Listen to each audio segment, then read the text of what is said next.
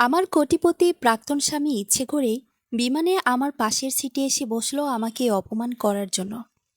আমাদের বিচ্ছেদের 5 বছর পর মিস্টার ইয়াসিন ইচ্ছে করেই বিমানের বিজনেস ক্লাসে আমার পাশের সিটে এসে বসলেন।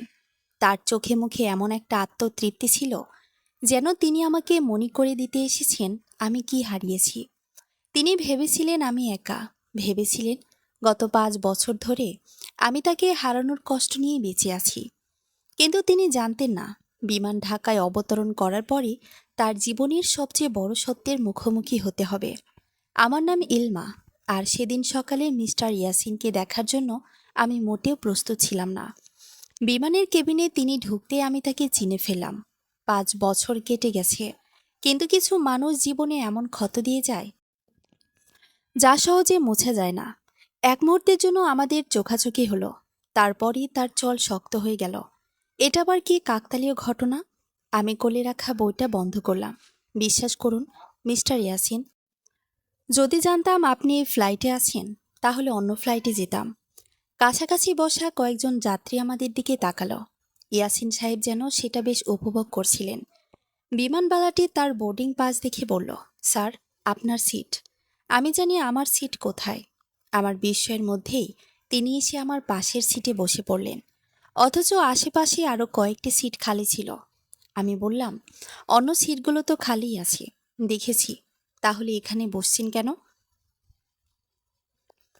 তার ঠোঁটের কোণে তাচ্ছিলের হাসি ফুটে উঠল। 5 বছর পর দেখা হলো, একটু খোঁজ খবর নিলে ক্ষতি কি? আমি জানালার দিকে মুখ ফিরিয়ে নিলাম। আপনি সবসময় অহংকারকে আত্মবিশ্বাস ভাবতেন। তিনি সঙ্গে সঙ্গে উত্তর দিলেন, আর তুমি সবসময় গোপন বিষয়গুলোকে নির্দোষ বলে চালিয়ে দিতে। আমার বুকের ভেতরটা মোচড় দিয়ে উঠল। আবার সেই পুরনো অভিযোগ, যে অভিযোগ আমাদের সংসার ভেঙে দিয়েছিল। 5 বছর আগে আমরা ছিলাম দেশের অন্যতম আলোচিত দম্পতি। মিস্টার ইয়াসিন ছিলেন একজন সফল শিল্পপতি ও ব্যবসায়ী, আর আমি ছিলাম একজন পরিবেশ গবেষক, যার গবেষণা তার বেশ কিছু প্রকল্পের ভিত্তি হিসেবে কাজ করেছিল। আমাদের নিয়ে সংবাদপত্রে লেখা হতো, টেলিভিশনের অনুষ্ঠানে আমন্ত্রণ আসত, সামাজিক অনুষ্ঠানে সবাই আমাদের উদাহরণ হিসেবে দেখত। মানুষ বলতো, এরা একে অপরের জন্যই তৈরি। কিন্তু একটা ভুল বোঝাবুঝি সব শেষ করে দিল। একদিন ইয়াসিন আমার ফোনে কিছু মেসেজ দেখতে পান, যে মেসেজগুলো অর্থ তিনি নিজের মতো করে দাঁড় করিয়েছিলেন। আমাকে ব্যাখ্যা করার সুযোগ পর্যন্ত দেননি। আজও আমার মনে আছে সেই রাত। আমাদের বাড়ির বারান্দায় দাঁড়িয়ে তিনি রাগে কাঁপছিলেন। লোকটাকে, কোন লোক? যার সঙ্গে তোমার এসব মেসেজ? আপনি যা ভাবছেন ব্যাপারটা তা নয়। কিন্তু তিনি শুনতেই চাননি। তিনি সত্য খুঁজছিলেন না, তিনি এমন একটা কারণ খুঁজছিলেন যা দিয়ে আমাকে দোষী প্রমাণ করা যায়। তারপর শুরু হয় আদালত, আইনজীবী আর কাগজপত্রের যুদ্ধ। বিশ্বাস হারিয়ে যায়, সম্পর্ক ভেঙে যায়, আর আমাদের বিচ্ছেদ হয়ে যায়। 5 বছর পর আমরা আবার পাশাপাশি বসে আছি, কিন্তু মাঝখানে যেন কয়েক আলোকবর্ষের দূরত্ব। কিছুক্ষণ নীরব থাকার পর তিনি বললেন, তুমি হঠাৎ কোথায় চলে গিয়েছিলে? নিজের জীবন নিয়ে ব্যস্ত ছিলাম। আমার কাছ থেকে একটা টাকাও নাওনি, কারণ আমি কখনো আপনার টাকার জন্য আপনার জীবনে আসিনি। আমার কথায় তিনি অদ্ভুতভাবে চুপ হয়ে গেলেন। বাকি পথ আর তেমন কথা হলো না। বিমান অবশেষে ঢাকায় অবতরণ করল। আমি ব্যাগটা কাঁধে তুলে বেরিয়ে এলাম। অনুভব করছিলাম ইয়াসিন এখনও আমার দিকে তাকিয়ে আছেন। বাইরে সারি সারি দামি গাড়ি দাঁড়িয়েছিল। ঠিক তখনই একটি কালো বিলাসবহুল গাড়ি এসে থামল। গাড়ির দরজা খুলতেই 3টে ছোট ছেলে নেমে এলো, আর তারপরে তারা একসঙ্গে চিৎকার করে উঠল, আম্মু! আমি ব্যাগ নামানোর আগেই তারা দৌড়ে এসে আমাকে জড়িয়ে ধরল। আরহাম আমার কোমর জড়িয়ে ধরল, আয়ান আমার হাত শক্ত করে ধরে ফেলল, আর ছোট্ট আদিয়ান লাফ দিয়ে আমার কোলে উঠে পড়ল। আমি হেসে তাদের বুকের মধ্যে জড়িয়ে নিলাম। আমার সোনা বাবুরা, কেমন আছো? তারপর মাথা তুলে সামনে তাকাতেই দেখলাম মিস্টার ইয়াসিন পাথরের মূর্তির মতো দাঁড়িয়ে আছেন। তার মুখের রং উধাও হয়ে গেছে, কারণ 3টি ছেলের চোখ ছিল আমার মতো, কিন্তু মুখায়ব, হাসি, চুল সবকিছু ছিল ঠিক তার মতো। কয়েক সেকেন্ড কেউ কোনো কথা বলল না। তারপর তিনি ধীরে ধীরে এক পা এগিয়ে এলেন। ইলমা! তার কণ্ঠ কেঁপে উঠল। আমি স্থির দৃষ্টিতে তার দিকে তাকিয়ে রইলাম। 5 বছরের মধ্যে প্রথমবার আমি তার চোখে ভয় দেখলাম, কারণ তিনি অবশেষে বুঝতে পেরেছেন যে মেসেজগুলো আমাদের সংসার ভেঙেছিল সেগুলো কোনো পরপুরুষকে নিয়ে ছিল না। আর 3টি ছোট ছেলের দিকে তাকিয়ে মিস্টার ইয়াসিন ধীরে ধীরে উপলব্ধি করতে শুরু করলেন 5 বছর আগে তিনি আসলে কি হারিয়েছিলেন। মিস্টার ইয়াসিনের মুখের দিকে তাকিয়ে আমার মনে হলো পৃথিবীর সমস্ত শব্দ যেন এক মুহূর্তের জন্য থেমে গেছে। বিমানবন্দরের ব্যস্ততা, মানুষের হাঁটাচলা, লাগেজ ট্রলির শব্দ, ঘোষণা, সবকিছু যেন দূরে কোথাও মিলিয়ে গেছে। তিনি শুধু তাকিয়ে আছেন 3টি ছোট ছেলের দিকে, আর সে দৃষ্টিতে এমন এক বিস্ময়, এমন এক আঘাত যা ভাষায় প্রকাশ করা কঠিন। আরহাম তখনও আমার কোমর জড়িয়ে ধরে আছে, আয়ান আমার হাত শক্ত করে ধরে রেখেছে, আর আদিয়ান আমার কাঁধে মাথা রেখে হাসছে। আমি জানতাম এই মুহূর্ত একদিন আসবে, একদিন না একদিন মিস্টার ইয়াসিন সত্যের মুখোমুখি হবেনি, কিন্তু এত হঠাৎ, এত অপ্রস্তুত অবস্থায় হবে সেটা আমি ভাবিনি। ইয়াসিন ধীরে ধীরে এগিয়ে এলেন, তার চোখ একবার আমার দিকে, একবার ছেলেদের দিকে। তিনি যেন নিজের চোখকেও বিশ্বাস করতে পারছেন না। অবশেষে তিনি কাপা গলায় বললেন, ইলমা, এরা। আমি তার কথা শেষ করতে দিলাম না। আমি শুধু শান্ত গলায় বললাম, আমার সন্তান। তার চোখের ভিতর যেন বজ্রপাত হলো। তিনি আবার ছেলেদের দিকে তাকালেন, এবার আরো গভীরভাবে, যেন প্রতিটি মুখ পড়ে ফেলতে চাইছেন। আরহামের কপাল, আয়ানের চোখ, আদিয়ানের হাসি, সবকিছুতেই তার নিজের ছাপ, এমনকি দাঁড়ানোর ভঙ্গিটাও। একটা সময় তিনি ফিসফিস করে বললেন, অসম্ভব। আমি কোনো উত্তর দিলাম না। 5 বছর আগে আমাকেও কথা বলার সুযোগ দেওয়া হয়নি, আজ আমিও নীরব থাকলাম। ঠিক তখনই কালো গাড়ির চালকের পাশে দরজা খুলে একজন মানুষ নেমে এলো। সাদা শার্ট, গাঢ় নীল কোট, ভদ্র মার্জিত চেহারা। তিনি দ্রুত এগিয়ে এসে হাসি মুখে বললেন, ম্যাডাম, বাচ্চারা আপনাকে দেখার জন্য সকাল থেকে অস্থির হয়েছিল। আমি হেসে বললাম, দেখতেই তো পাচ্ছেন। লোকটি মাথা নাড়ল, তারপর ছেলেদের মাথায় হাত বুলিয়ে দিল। ইয়াসিন সবকিছু গভীরভাবে পর্যবেক্ষণ করছিল। হঠাৎ তার মুখ আরো গম্ভীর হয়ে উঠল। তিনি লোকটির দিকে তাকিয়ে বললেন, আপনি কে? লোকটি ভদ্রভাবে উত্তর দিল, আমি মাহির রহমান, ইলমা ম্যাডামের প্রতিষ্ঠানের অপারেশন ডিরেক্টর। ইয়াসিন ভ্রুকুচকে ফেলেন। প্রতিষ্ঠান? আমি বুঝতে পারলাম তিনি আরও বিভ্রান্ত হয়ে পড়ছেন, কারণ তার ধারণা ছিল বিচ্ছেদের পর আমি হয়তো কোথাও ছোটোখাটো চাকরি করছি, হয়তো একা জীবন কাটাচ্ছি, হয়তো এখনও অতীতের দুঃখ নিয়ে বেঁচে আছি। কিন্তু বাস্তবতা তার কল্পনার সম্পূর্ণ বিপরীত। আমার ছেলেদের নিয়ে গাড়ির দিকে এগিয়ে যেতে লাগলাম। পেছন থেকে ইয়াসিন ডাকলেন, ইলমা, দাঁড়াও। আমি থামলাম, কিন্তু পেছনে তাকালাম না। তিনি বললেন, আমার সঙ্গে তোমার কথা বলা দরকার। আমি শান্ত স্বরে উত্তর দিলাম, 5 বছর আগে যখন আমার কথা শোনার দরকার ছিল তখন আপনি শোনেননি। আজ আমার আর কোনো ব্যাখ্যা দেওয়ার প্রয়োজন নেই। এই বলে আমি গাড়িতে উঠে বসলাম। গাড়ি ধীরে ধীরে বিমানবন্দর ছেড়ে বেরিয়ে গেল। আর রিয়ার ভিউ মিররে আমি দেখলাম মিস্টার ইয়াসিন একই জায়গায় দাঁড়িয়ে আছেন, ঠিক যেন তার পায়ের নিচ থেকে মাটি সরে গেছে। গাড়ির ভেতরে বসে আদিয়ান বলল, আম্মু, ওই আঙ্কেলটাকে? আমি এক মুহূর্তে চুপ করে রইলাম, তারপর বললাম, পুরনো একজন পরিচিত। আরহাম বলল, তিনি তোমার দিকে অদ্ভুতভাবে তাকাচ্ছিলেন। আমি হেসে ফেললাম। ছেলেরা অনেক ছোট হলেও তাদের পর্যবেক্ষণ ক্ষমতা অসাধারণ। মাহির পাশ থেকে বলল, তিনি কি মিস্টার ইয়াসিন? আমি জানালার বাইরে তাকিয়ে বললাম, হ্যাঁ। মাহির কিছুক্ষণ নীরব রইল, তারপর বলল, তাহলে তিনি সব জেনে গেছেন। আমি দীর্ঘশ্বাস ফেললাম, সম্ভবত। গাড়ি ঢাকার ব্যস্ত রাস্তা পেরিয়ে শহরের অভিজাত এলাকায় ঢুকে পড়ল। কিছুক্ষণ পর বিশাল একটি বাড়ির সামনে এসে থামল। বাড়ির সামনে সুন্দর বাগান, ঝর্ণা, দুই পাশে উঁচু পাম গাছ। ছেলেরা দৌড়ে ভেতরে ঢুকে গেল। আমি ধীরে ধীরে নেমে দাঁড়ালাম। বাড়িটার দিকে তাকালে এখনও মাঝে মাঝে অবিশ্বাস লাগে। 5 বছর আগে যখন আমি ইয়াসিনের বাড়ি ছেড়ে বেরিয়ে এসেছিলাম তখন আমার কাছে ছিল মাত্র একটি সুটকেস, কয়েকটি কাপড় আর বুক ভরা অপমান। সেদিন রাতে বৃষ্টি হচ্ছিল, আমি একা ছিলাম, ভীষণ একা। আদালতে বিচ্ছেদের কাগজে সই করার পর সবাই ধরে নিয়েছিল আমি শেষ হয়ে গেছি। সংবাদ মাধ্যম আমাকে নিয়ে নানা গল্প বানিয়েছিল, সামাজিক যোগাযোগ মাধ্যমে মানুষ আমাকে দোষী বলেছিল। অনেকে বলেছিল আমি নিশ্চয়ই বিশ্বাসঘাতকতা করেছি, কারণ একজন সফল পুরুষকে সমাজ সহজে প্রশ্ন করে না, কিন্তু একজন নারীকে খুব সহজেই দোষী বানিয়ে দেয়। সেই সময় আমি কারো কাছে কিছু বলিনি, কারো কাছে নিজেকে নির্দোষ প্রমাণ করার চেষ্টাও করিনি, কারণ আমি জানতাম সত্য একদিন নিজেই সামনে আসবে। আর সেই সত্যের অপেক্ষায় আমি নিজের জীবন নতুন করে শুরু করেছিলাম। বিচ্ছেদের মাত্র 1 মাস পর আমি জানতে পারলাম আমি মা হতে চলেছি। একজন নয়, 3টি সন্তানের।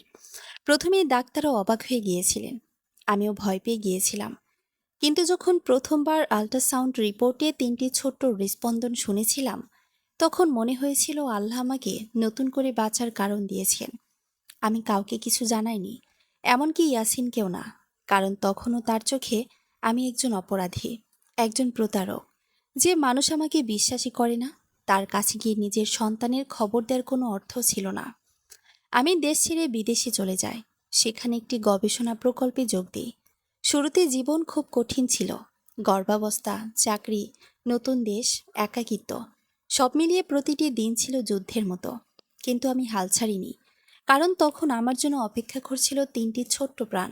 তারাই আমাকে শক্তি দিয়েছিল। তাদের জন্মের দিনটা আজও স্পষ্ট মনে আছে।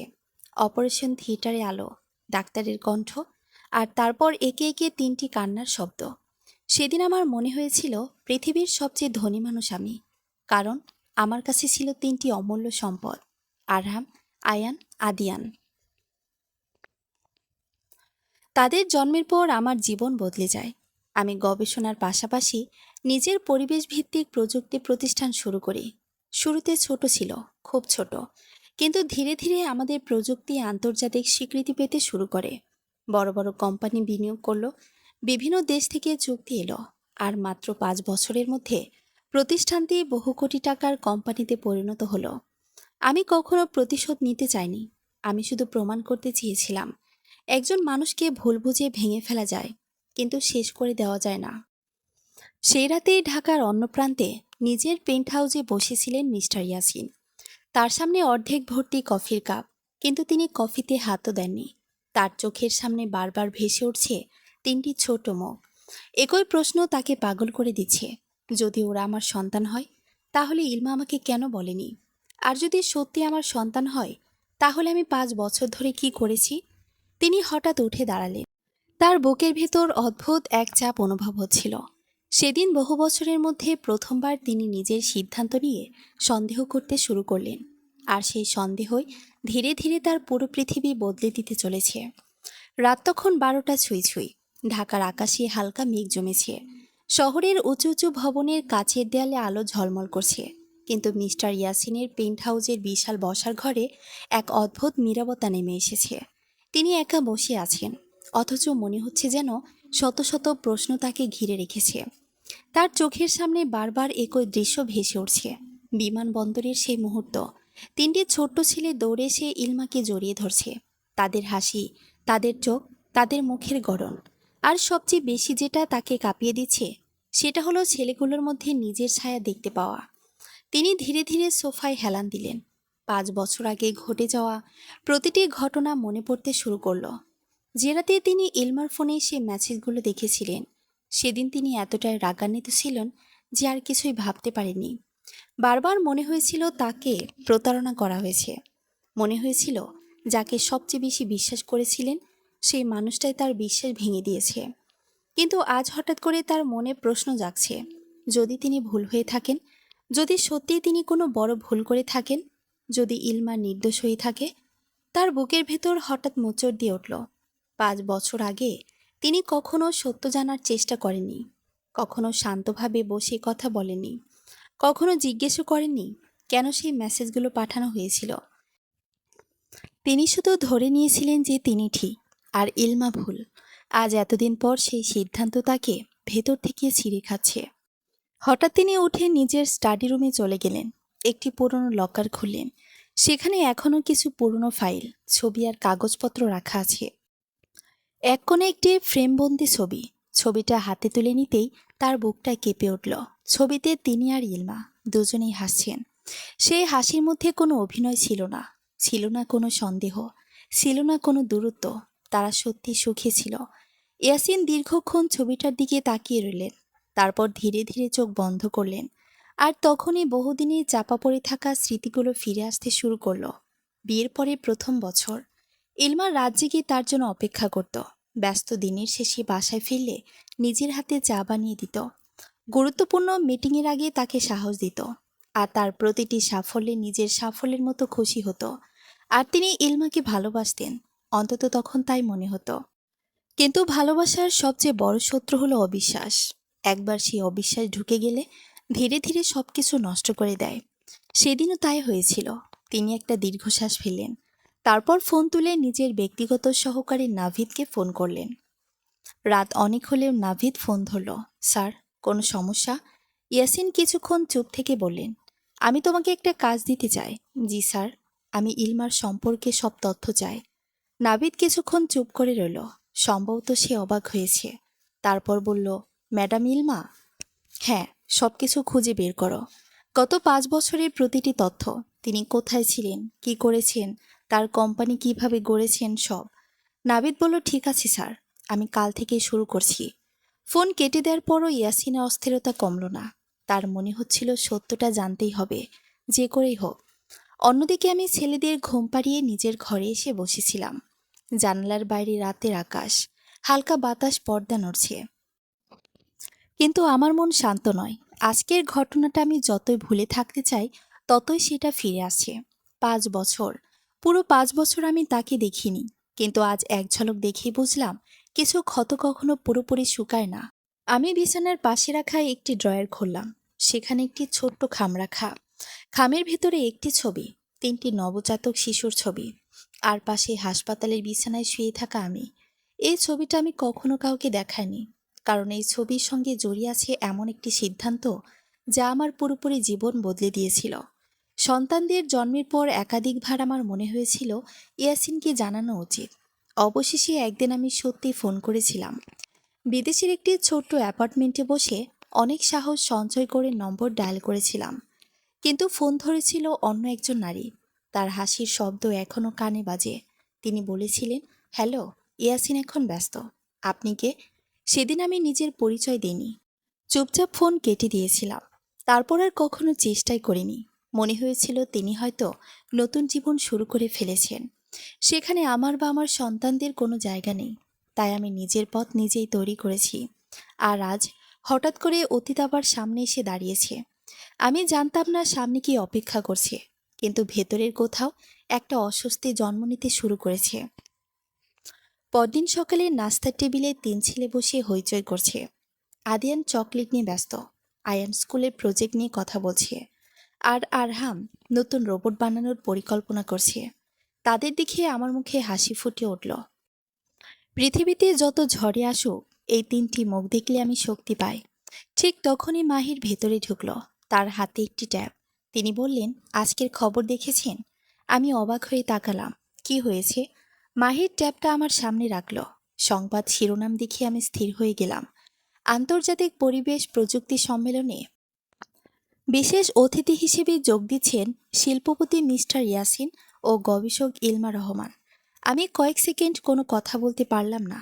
মাহির বলল, মনে হচ্ছে আয়োজকরা জানতো না আপনাদের অতীত সম্পর্কের কথা। আমি ধীরে ধীরে নিঃশ্বাস ফেললাম। সম্ভবত। কিন্তু এর মানে খুব শীঘ্রই আবার আমাদের দেখা হবে। আর এবার হয়তো শুধু কয়েক মিনিটের জন্য নয়, অনেক দীর্ঘ সময়ের জন্য। আমি জানতাম না সেই সম্মেলন আমাদের জীবনে কত বড় পরিবর্তন নিয়ে আসবে। আমি জানতাম না বহুদিন ধরে চাপা পড়ে থাকা সত্য ধীরে ধীরে সামনে আসতে শুরু করেছে। আর সবচেয়ে বড় কথা, আমি জানতাম না একজন মানুষ ঠিক এই মুহূর্তে আমার অতীত খুঁড়ে বের করার জন্য সবকিছু করতে প্রস্তুত হয়ে গেছে। মিস্টার ইয়াসিন তখন নিজের অফিসে বসে নাভিদের পাঠানো প্রথম রিপোর্ট পড়ছিলেন। রিপোর্টের প্রথম পাতায় বড় বড় অক্ষরে লেখা ছিল, প্রাথমিক অনুসন্ধান অনুযায়ী ম্যাডাম ইলমা রহমান বিচ্ছেদের 3 সপ্তাহ পর বিদেশে চলে যান। ইয়াসিনের ভ্রু কুঁচকে গেল। তিনি দ্রুত পরের পাতায় গেলেন। তারপর হঠাৎ তার হাত থেমে গেল, কারণ সেখানে একটি লাইন লেখা ছিল, বিদেশে যাওয়ার সময় ম্যাডাম ইলমা আনুমানিক 2 মাসের অন্তঃসত্ত্বা ছিলেন বলে চিকিৎসা নথিতে উল্লেখ পাওয়া গেছে। ইয়াসিনের পুরো শরীর জমে গেল। কাগজটা তার হাত থেকে প্রায় পড়ে যাচ্ছিল। তার বুকের ভেতর হৃস্পন্দন অস্বাভাবিকভাবে বেড়ে গেল। তিনি বারবার একই লাইন পড়তে লাগলেন। বিদেশে যাওয়ার সময় ম্যাডাম ইলমা আনুমানিক 2 মাসের অন্তঃসত্ত্বা ছিলেন বলে চিকিৎসা নথিতে উল্লেখ পাওয়া গেছে। কয়েক সেকেন্ডের জন্য তিনি যেন নিঃশ্বাস নিতেও ভুলে গেলেন। তার চোখের সামনে বিমানবন্দরের সেই দৃশ্য ভেসে উঠল।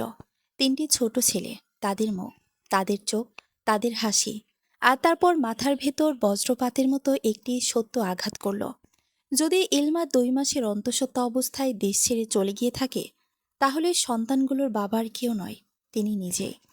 ইয়াসিন ধীরে ধীরে চেয়ারে হেলান দিলেন। তার মনে হচ্ছিল পুরো পৃথিবী যেন ঘুরছে। 5 বছর ধরে তিনি বিশ্বাস করে এসেছেন যে ইলমা তাকে প্রতারণা করেছে। 5 বছর ধরে তিনি নিজের সিদ্ধান্তকে সঠিক বলে মনে করেছেন। কিন্তু আজ প্রথমবার তার মনে হলো হয়তো তিনি এমন একটি ভুল করেছেন যার মূল্য কোনোদিন শোধ করা সম্ভব নয়। ঠিক তখনই দরজায় নক পড়ল। নাভিদ ভেতরে ঢুকল। তার মুখে অস্বস্তির ছাপ। ইয়াসিন মাথা তুলে তাকালেন। নাভিদ ধীরে বলল, স্যার, আরও কিছু তথ্য পেয়েছি। ইয়াসিন কোনো কথা বললেন না, শুধু তাকিয়ে রইলেন। নাভিদ ফাইল খুলে বলল, ম্যাডাম ইলমা বিদেশে যাওয়ার পর প্রথম 8 মাস কোনো স্থায়ী চাকরি করেননি। তিনি গবেষণার পাশাপাশি চিকিৎসা ও গর্ভাবস্থার খরচ নিজেই বহন করেছেন। ইয়াসিনের বুকের ভেতর আবার মোচড় দিল। তিনি জানেন ইলমা কখনো কারো কাছে হাত পাততে পছন্দ করতেন না, কিন্তু তারপরও 3টি সন্তানের গর্ভধারণ, একাকিত্ব, বিদেশের মাটিতে সংগ্রাম, সব একা কিভাবে সামলিয়েছেন। নাভিদ আবার বলল, আরও একটা বিষয় আছে স্যার। বলো। বিদেশে যাওয়ার 3 মাস পর ম্যাডাম আপনার অফিসে যোগাযোগের চেষ্টা করেছিলেন। ইয়াসিন হঠাৎ সোজা হয়ে বসলেন। কি বললে? তিনি আপনার ব্যক্তিগত নম্বরে কল করেছিলেন। ইয়াসিনের চোখ বড় হয়ে গেল, কিন্তু তার কথা শেষ হলো না, কারণ তার মনে হঠাৎ একটা স্মৃতি ফিরে এলো। 5 বছর আগে এক বিকেলে তিনি একটি মিটিংয়ে ছিলেন। তখন তার পাশে বসেছিল সাবা, সেই সময় তার বাগদত্তা। মিটিং শেষে সাবা বলেছিল একজন মহিলা ফোন করেছিল, নাম বলেনি। আমি বলে দিয়েছি খুব ব্যস্ত। তখন বিষয়টাকে গুরুত্ব দেননি তিনি। আজ হঠাৎ মনে হচ্ছে সেই ফোনটা ইলমার ছিল। তার বুকের ভেতর হঠাৎ শূন্যতা তৈরি হলো। যদি সেদিন তিনি নিজে ফোনটা ধরতেন, যদি সেদিন মাত্র 5 মিনিট কথা হতো, তাহলে কি সবকিছু অন্যরকম হতে পারত? নাভিদ চলে যাওয়ার পর তিনি দীর্ঘক্ষণ একা বসে রইলেন। তারপর ধীরে ধীরে ড্রয়ার খুললেন। সেখানে একটি পুরনো খাম ছিল, বিচ্ছেদের কাগজপত্র। 5 বছর ধরে তিনি এগুলো খুলেও দেখেনি। আজ আবার খুললেন। প্রতিটি কাগজের দিকে তাকাতে লাগলেন। আর তখনই একটা বিষয় তার চোখে পড়ল। ইলমার আইনজীবী একাধিকবার আলোচনার অনুরোধ করেছিলেন, একাধিকবার, কিন্তু তিনি সব প্রত্যাখ্যান করেছিলেন। কারণ তখন তার বিশ্বাস ছিল ইলমার কোনো কথা শোনার দরকার নেই। তিনি ইতিমধ্যে রায় দিয়ে ফেলেছেন। আজ নিজের সেই অহংকারের কথায় মনে পড়ে তার ঘৃণা হচ্ছে। অন্যদিকে আমি তখন আমার অফিসে বসেছিলাম। আমাদের কোম্পানির নতুন প্রকল্প নিয়ে গুরুত্বপূর্ণ বৈঠক চলছিল। বিশ্বের কয়েকটি দেশের প্রতিনিধিরা অনলাইনে যুক্ত হয়েছেন। বড় বড় বিনিয়োগকারী, আন্তর্জাতিক পরিবেশ সংস্থা, সবাই উপস্থিত। আমি আত্মবিশ্বাসের সঙ্গে উপস্থাপনা শেষ করলাম। স্ক্রিনে করতালির চিহ্ন ভেসে উঠল। একজন বিদেশি প্রতিনিধি বললেন, মিসেস ইলমা রহমান, আপনি 10 বছরে পরিবেশ প্রযুক্তির ক্ষেত্রে আমাদের কোম্পানির নেতৃত্ব দেবে বলে আমরা বিশ্বাস করি। আমি হাসলাম, ধন্যবাদ। মিটিং শেষ হওয়ার পর মাহির ভেতরে এলো। তার হাতে একটি ফাইল। সে বলল, সম্মেলনের প্রস্তুতি শুরু করতে হবে। আমি মাথা নাড়লাম, জানি। মাহির কিছুক্ষণ চুপ থেকে বলল, আপনি কি নিশ্চিত সেখানে যাবেন? আমি বুঝতে পারলাম সে কি বলতে চায়, কারণ সেই সম্মেলনে ইয়াসিনও থাকবে। আমি জানলার বাইরে তাকালাম। অনেক বছর আগে হলে হয়তো পালিয়ে যেতাম, কিন্তু আজ আর না। আমি বললাম, আমার অতীত থেকে পালানোর প্রয়োজন নেই। মাহির মৃদু হাসল, আপনি এখনো আগের মতোই শক্ত। আমি কিছু বললাম না, কারণ সে জানে না কত রাত আমি একা কেঁদেছি, কতবার ভেঙে পড়েছি, কতবার মনে হয়েছে আর পারবো না। মানুষ শুধু সাফল্য দেখে, সংগ্রামী রাতগুলো দেখে না। সেদিন সন্ধ্যায় আমি বাড়ি ফিরতে ছেলেরা দৌড়ে এলো। আদিয়ান বলল, আম্মু, আগামী সপ্তাহে স্কুলে ফ্যামিলি ডে। আমি হেসে বললাম, তাই নাকি? হ্যাঁ, সবাই তাদের বাবা মাকে নিয়ে আসবে। কথাটা শুনে আমার বুকের ভেতর কেমন যেন হলো, কারণ এই প্রশ্নটা একদিন না একদিন আসবেই জানতাম। আরহাম ধীরে বলল, আম্মু, আমাদের বাবা কি মারা গেছেন? আমি স্থির হয়ে গেলাম। 5 বছর ধরে আমি কখনো মিথ্যা বলিনি, আবার পুরো সত্যও বলিনি। আমার ছেলেদের পাশে বসে বললাম, না সোনা, তোমাদের বাবা বেঁচে আছেন। তিনজন একসঙ্গে আমার দিকে তাকালো। আয়ান বলল, তাহলে তিনি কোথায়? আমি কয়েক সেকেন্ড চুপ রইলাম। তারপর বললাম, তিনি জানেন না যে তোমরা আছো। তিনজনই অবাক হয়ে গেল। জানেন না? আমি মাথা নাড়লাম, না। আদিয়ান ছোট্ট গলায় বলল, তাহলে ওনাকে বলে দাও। আমার বুক কেঁপে উঠল। কত সহজ তাদের চিন্তা, কত সরল। কিন্তু বাস্তবতা এত সহজ নয়। আমি তাদের বুকে টেনে নিলাম। একদিন সব বলবো।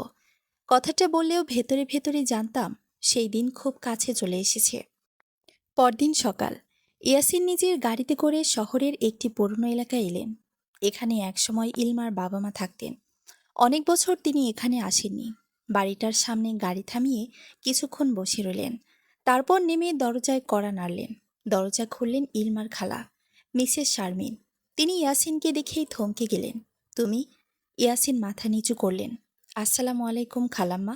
মহিলার চোখে মুহূর্তে রাগ ফুটে উঠল। 5 বছর পর এখানে কেন এসেছ? ইয়াসিন চুপ করে রইলেন। তিনি জানতেন এই রাগের অধিকার তার আছে। মিসেস শারমিন বললেন, যখন আমার মেয়েটা একা একা কাঁদত, তখন তুমি কোথায় ছিলে? যখন সবাই তাকে দোষী বলেছিল, তখন কোথায় ছিলে? যখন সে গর্ভে 3টি সন্তান নিয়ে বিদেশে পাড়ি জমিয়েছিল, তখন কোথায় ছিলে? প্রতিটি প্রশ্নই যেন ছুরির মতো আঘাত করছিল। ইয়াসিন ধীরে বললেন, আমি জানতাম না। মিসেস শারমিন তিক্ত হেসে উঠলেন। জানতে চাওনি বলো? কথাটা শুনে ইয়াসিন মাথা নিচু করলেন। কারণ এটাই সত্য। তিনি জানতে চাননি। তিনি শুধু বিচার করেছিলেন। কয়েক মুহূর্ত নীরবতার পর শারমিন বললেন, আজ কেন এসেছ? ইয়াসিন কষ্টভরা গলায় বললেন, আমি সত্য জানতে চাই। মহিলা দীর্ঘক্ষণ তার দিকে তাকিয়ে রইলেন। তারপর ধীরে বললেন, সত্য? 5 বছর আগে যদি সত্য জানতে চাইতে, তাহলে আজ তোমার জীবন অন্যরকম হতো। তোমার সন্তানরা বাবাকে চিনেই বড় হতো। তোমার স্ত্রী একা একা যুদ্ধ করতো না। ইয়াসিনের চোখ ভিজে উঠল। সন্তান শব্দটা আজ তাকে ভেতর থেকে ভেঙে দিচ্ছে। মিসেস শারমিন বললেন, তুমি কি জানো, সন্তান জন্মের সময় ইলমা মৃত্যুর সঙ্গে লড়াই করেছিল? ইয়াসিনের শরীর কেঁপে উঠল। কি? হ্যাঁ, 3টি সন্তানের জন্ম সহজ ছিল না। ডাক্তাররা পর্যন্ত ঝুঁকির কথা বলেছিলেন, কিন্তু সে বেঁচে গেছে তার সন্তানদের জন্য। এ প্রথম ইয়াসিন অনুভব করলেন নিজের অজান্তেই তার চোখ বেয়ে পানি নেমে আসছে। তিনি 5 বছর ধরে নিজেকে শক্ত মানুষ ভাবতেন। আজ বুঝলেন কিছু সত্য মানুষের সমস্ত শক্তি ভেঙে দিতে পারে। ঠিক তখনই শারমিন ধীরে বললেন, আর একটা কথা তোমার জানা দরকার। ইয়াসিন তাকালেন। সেই মেসেজগুলো যার জন্য তুমি সংসার ভেঙেছিলে, ওগুলো কোনো প্রেমিকের মেসেজ ছিল না। ইয়াসিনের নিঃশ্বাস থেমে গেল। তার হৃৎপিণ্ড যেন এক মুহূর্তের জন্য বন্ধ হয়ে গেল। তিনি ফিসফিস করে বললেন, তাহলে কার? শারমিনের মুখ গম্ভীর হয়ে উঠল।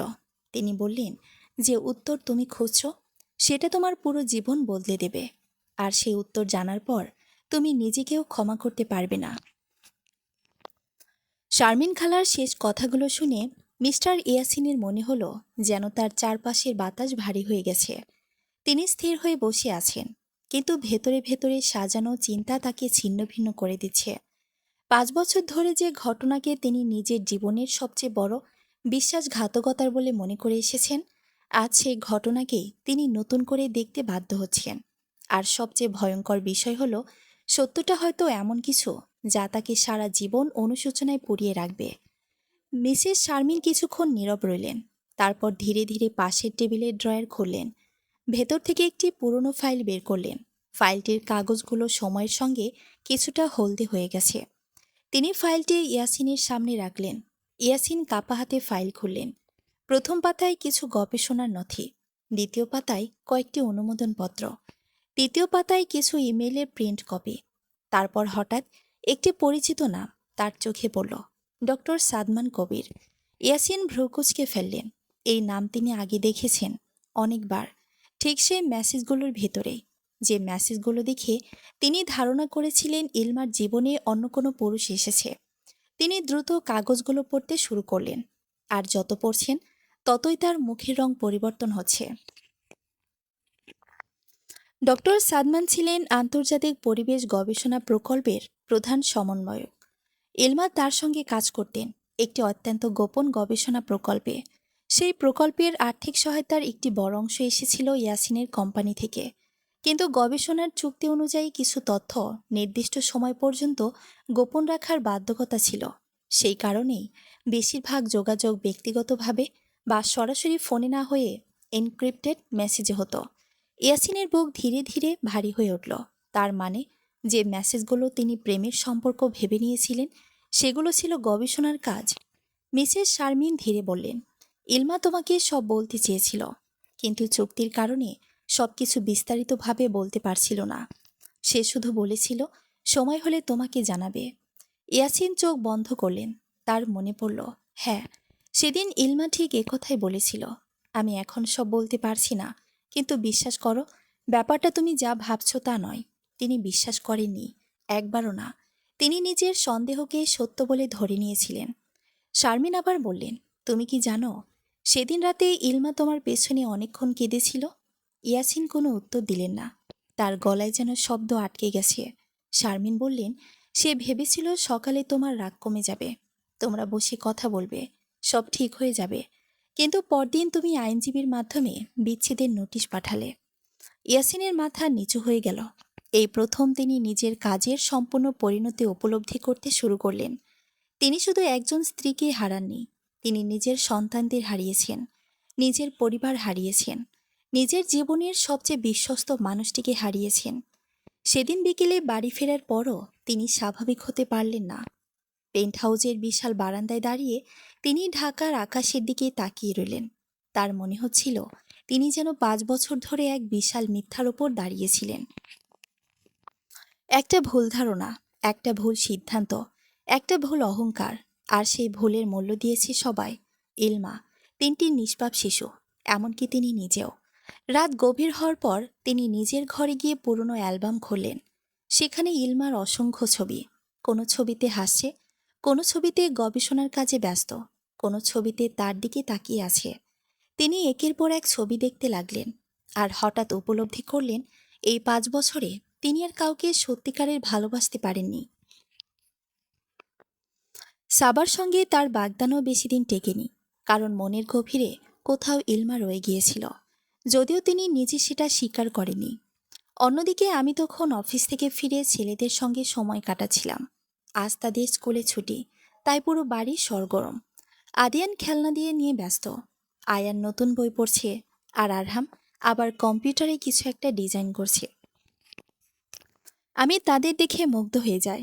প্রতিটি সন্তানের স্বভাব আলাদা, তবুও তিনজনের মধ্যে অদ্ভুত একটা বন্ধন আছে।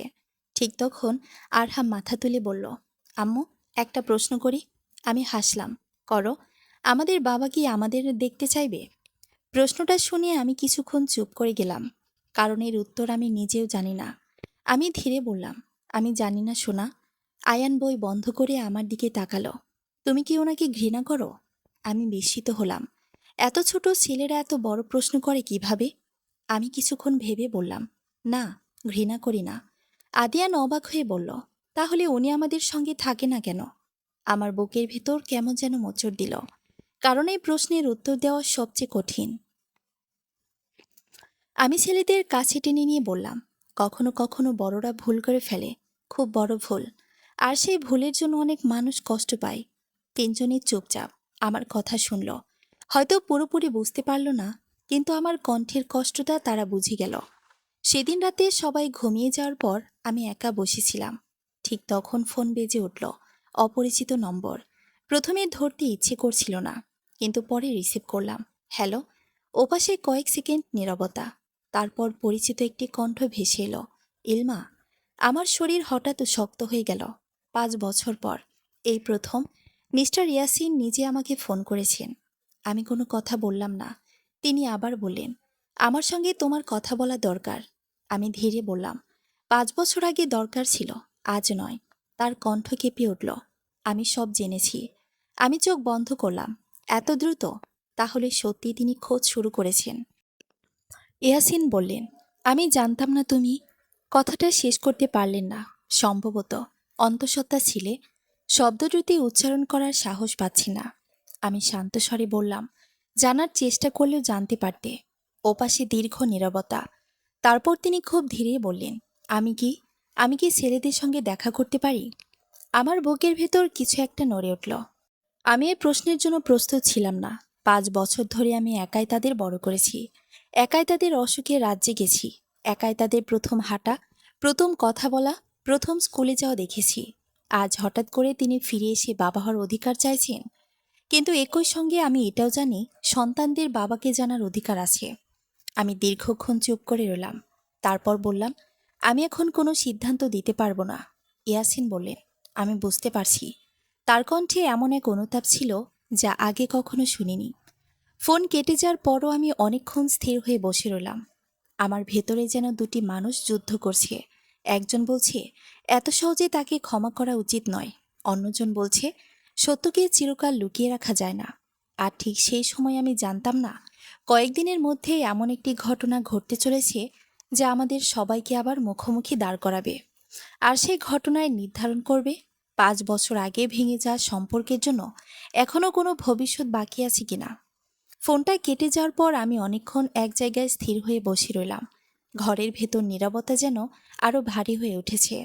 জানালার বাইরে শহরের আলো জ্বলজ্বল করছে, কিন্তু আমার ভেতরের পৃথিবীটা একেবারেই থমকে গেছে। 5 বছর ধরে আমি নিজেকে বুঝিয়েছি এই অধ্যায় শেষ।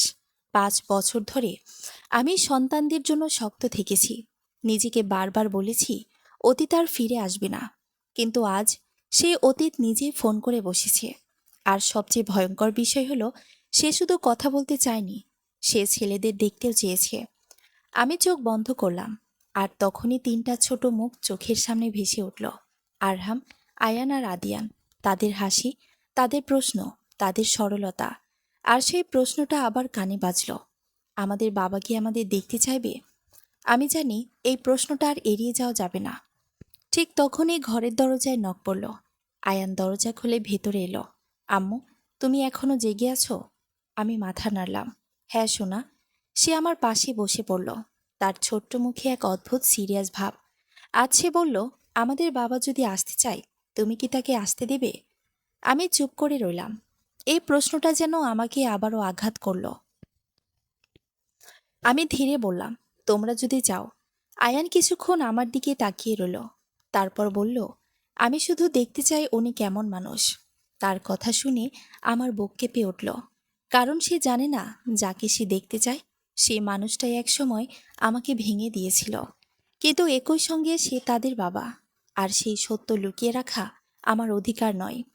আমি আয়ানের মাথায় হাত বুলিয়ে দিলাম। ধীরে বললাম, সবকিছু সময় আসলে ঠিক হবে। সে কিছু না বলে ঘুমিয়ে পড়ল, কিন্তু আমি ঘুমাতে পারলাম না। অন্যদিকে সে রাতে মিস্টার ইয়াসিন নিজের অফিসে বসেছিলেন। তার সামনে একাধিক ফাইল খোলা, কিন্তু তিনি কিছুই পড়ছেন না। তার চোখ শুধু একটা রিপোর্টে আটকে আছে, ইলমার মেডিকেল রিপোর্ট, যেখানে স্পষ্ট লেখা মাল্টিপল প্রেগনেন্সি কনফার্ম।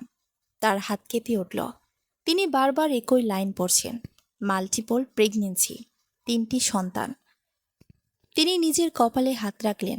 তার মনে হচ্ছে বুকের ভেতর কেউ যেন হাত দিয়ে চেপে ধরেছে। 5 বছর আগে তিনি যাকে ঘৃণা করেছিলেন, আজ তিনি তার সন্তানদের জন্য কাঁদছেন। তিনি হঠাৎ উঠে দাঁড়ালেন, ঘরের ভেতর হাঁটতে শুরু করলেন, নিজের সঙ্গে নিজেই কথা বলতে লাগলেন। আমি কি করেছি? আমি কি করে ফেলেছি? হঠাৎ তিনি টেবিলে থাকা ফোন তুলে নিলেন, নাভিদকে কল করলেন। রাত তখন গভীর। নাভিদ ফোন ধরতেই বলল, স্যার। ইয়াসিন বললেন, আমি কালই ইলমাকে দেখতে চাই। নাভিদ কিছুক্ষণ চুপ থেকে বলল, স্যার, ম্যাডাম কি রাজি হবেন? ইয়াসিন থেমে গেলেন। তিনি জানেন উত্তরটা সহজ নয়। তবুও তিনি বললেন, আমি জানি না, কিন্তু আমাকে চেষ্টা করতে হবে। ফোন কেটে দিয়ে তিনি জানালার পাশে দাঁড়ালেন। শহরের আলো তার চোখে প্রতিফলিত হচ্ছে, কিন্তু তার ভেতরের অন্ধকার আরো গভীর। পরদিন সকাল। আমাদের বাড়িতে অদ্ভুত একটা ব্যস্ততা। ছেলেরা স্কুলে যাবে না, কারণ আজ ফ্যামিলি ডে নিয়ে আলোচনা চলছে। তারা সবাই উত্তেজিত, কিন্তু আমার ভেতরে অদ্ভুত একটা অস্থিরতা কাজ করছে। মাহির সকালে এসে বলল, আজ বিকেলে বোর্ড মিটিং আছে।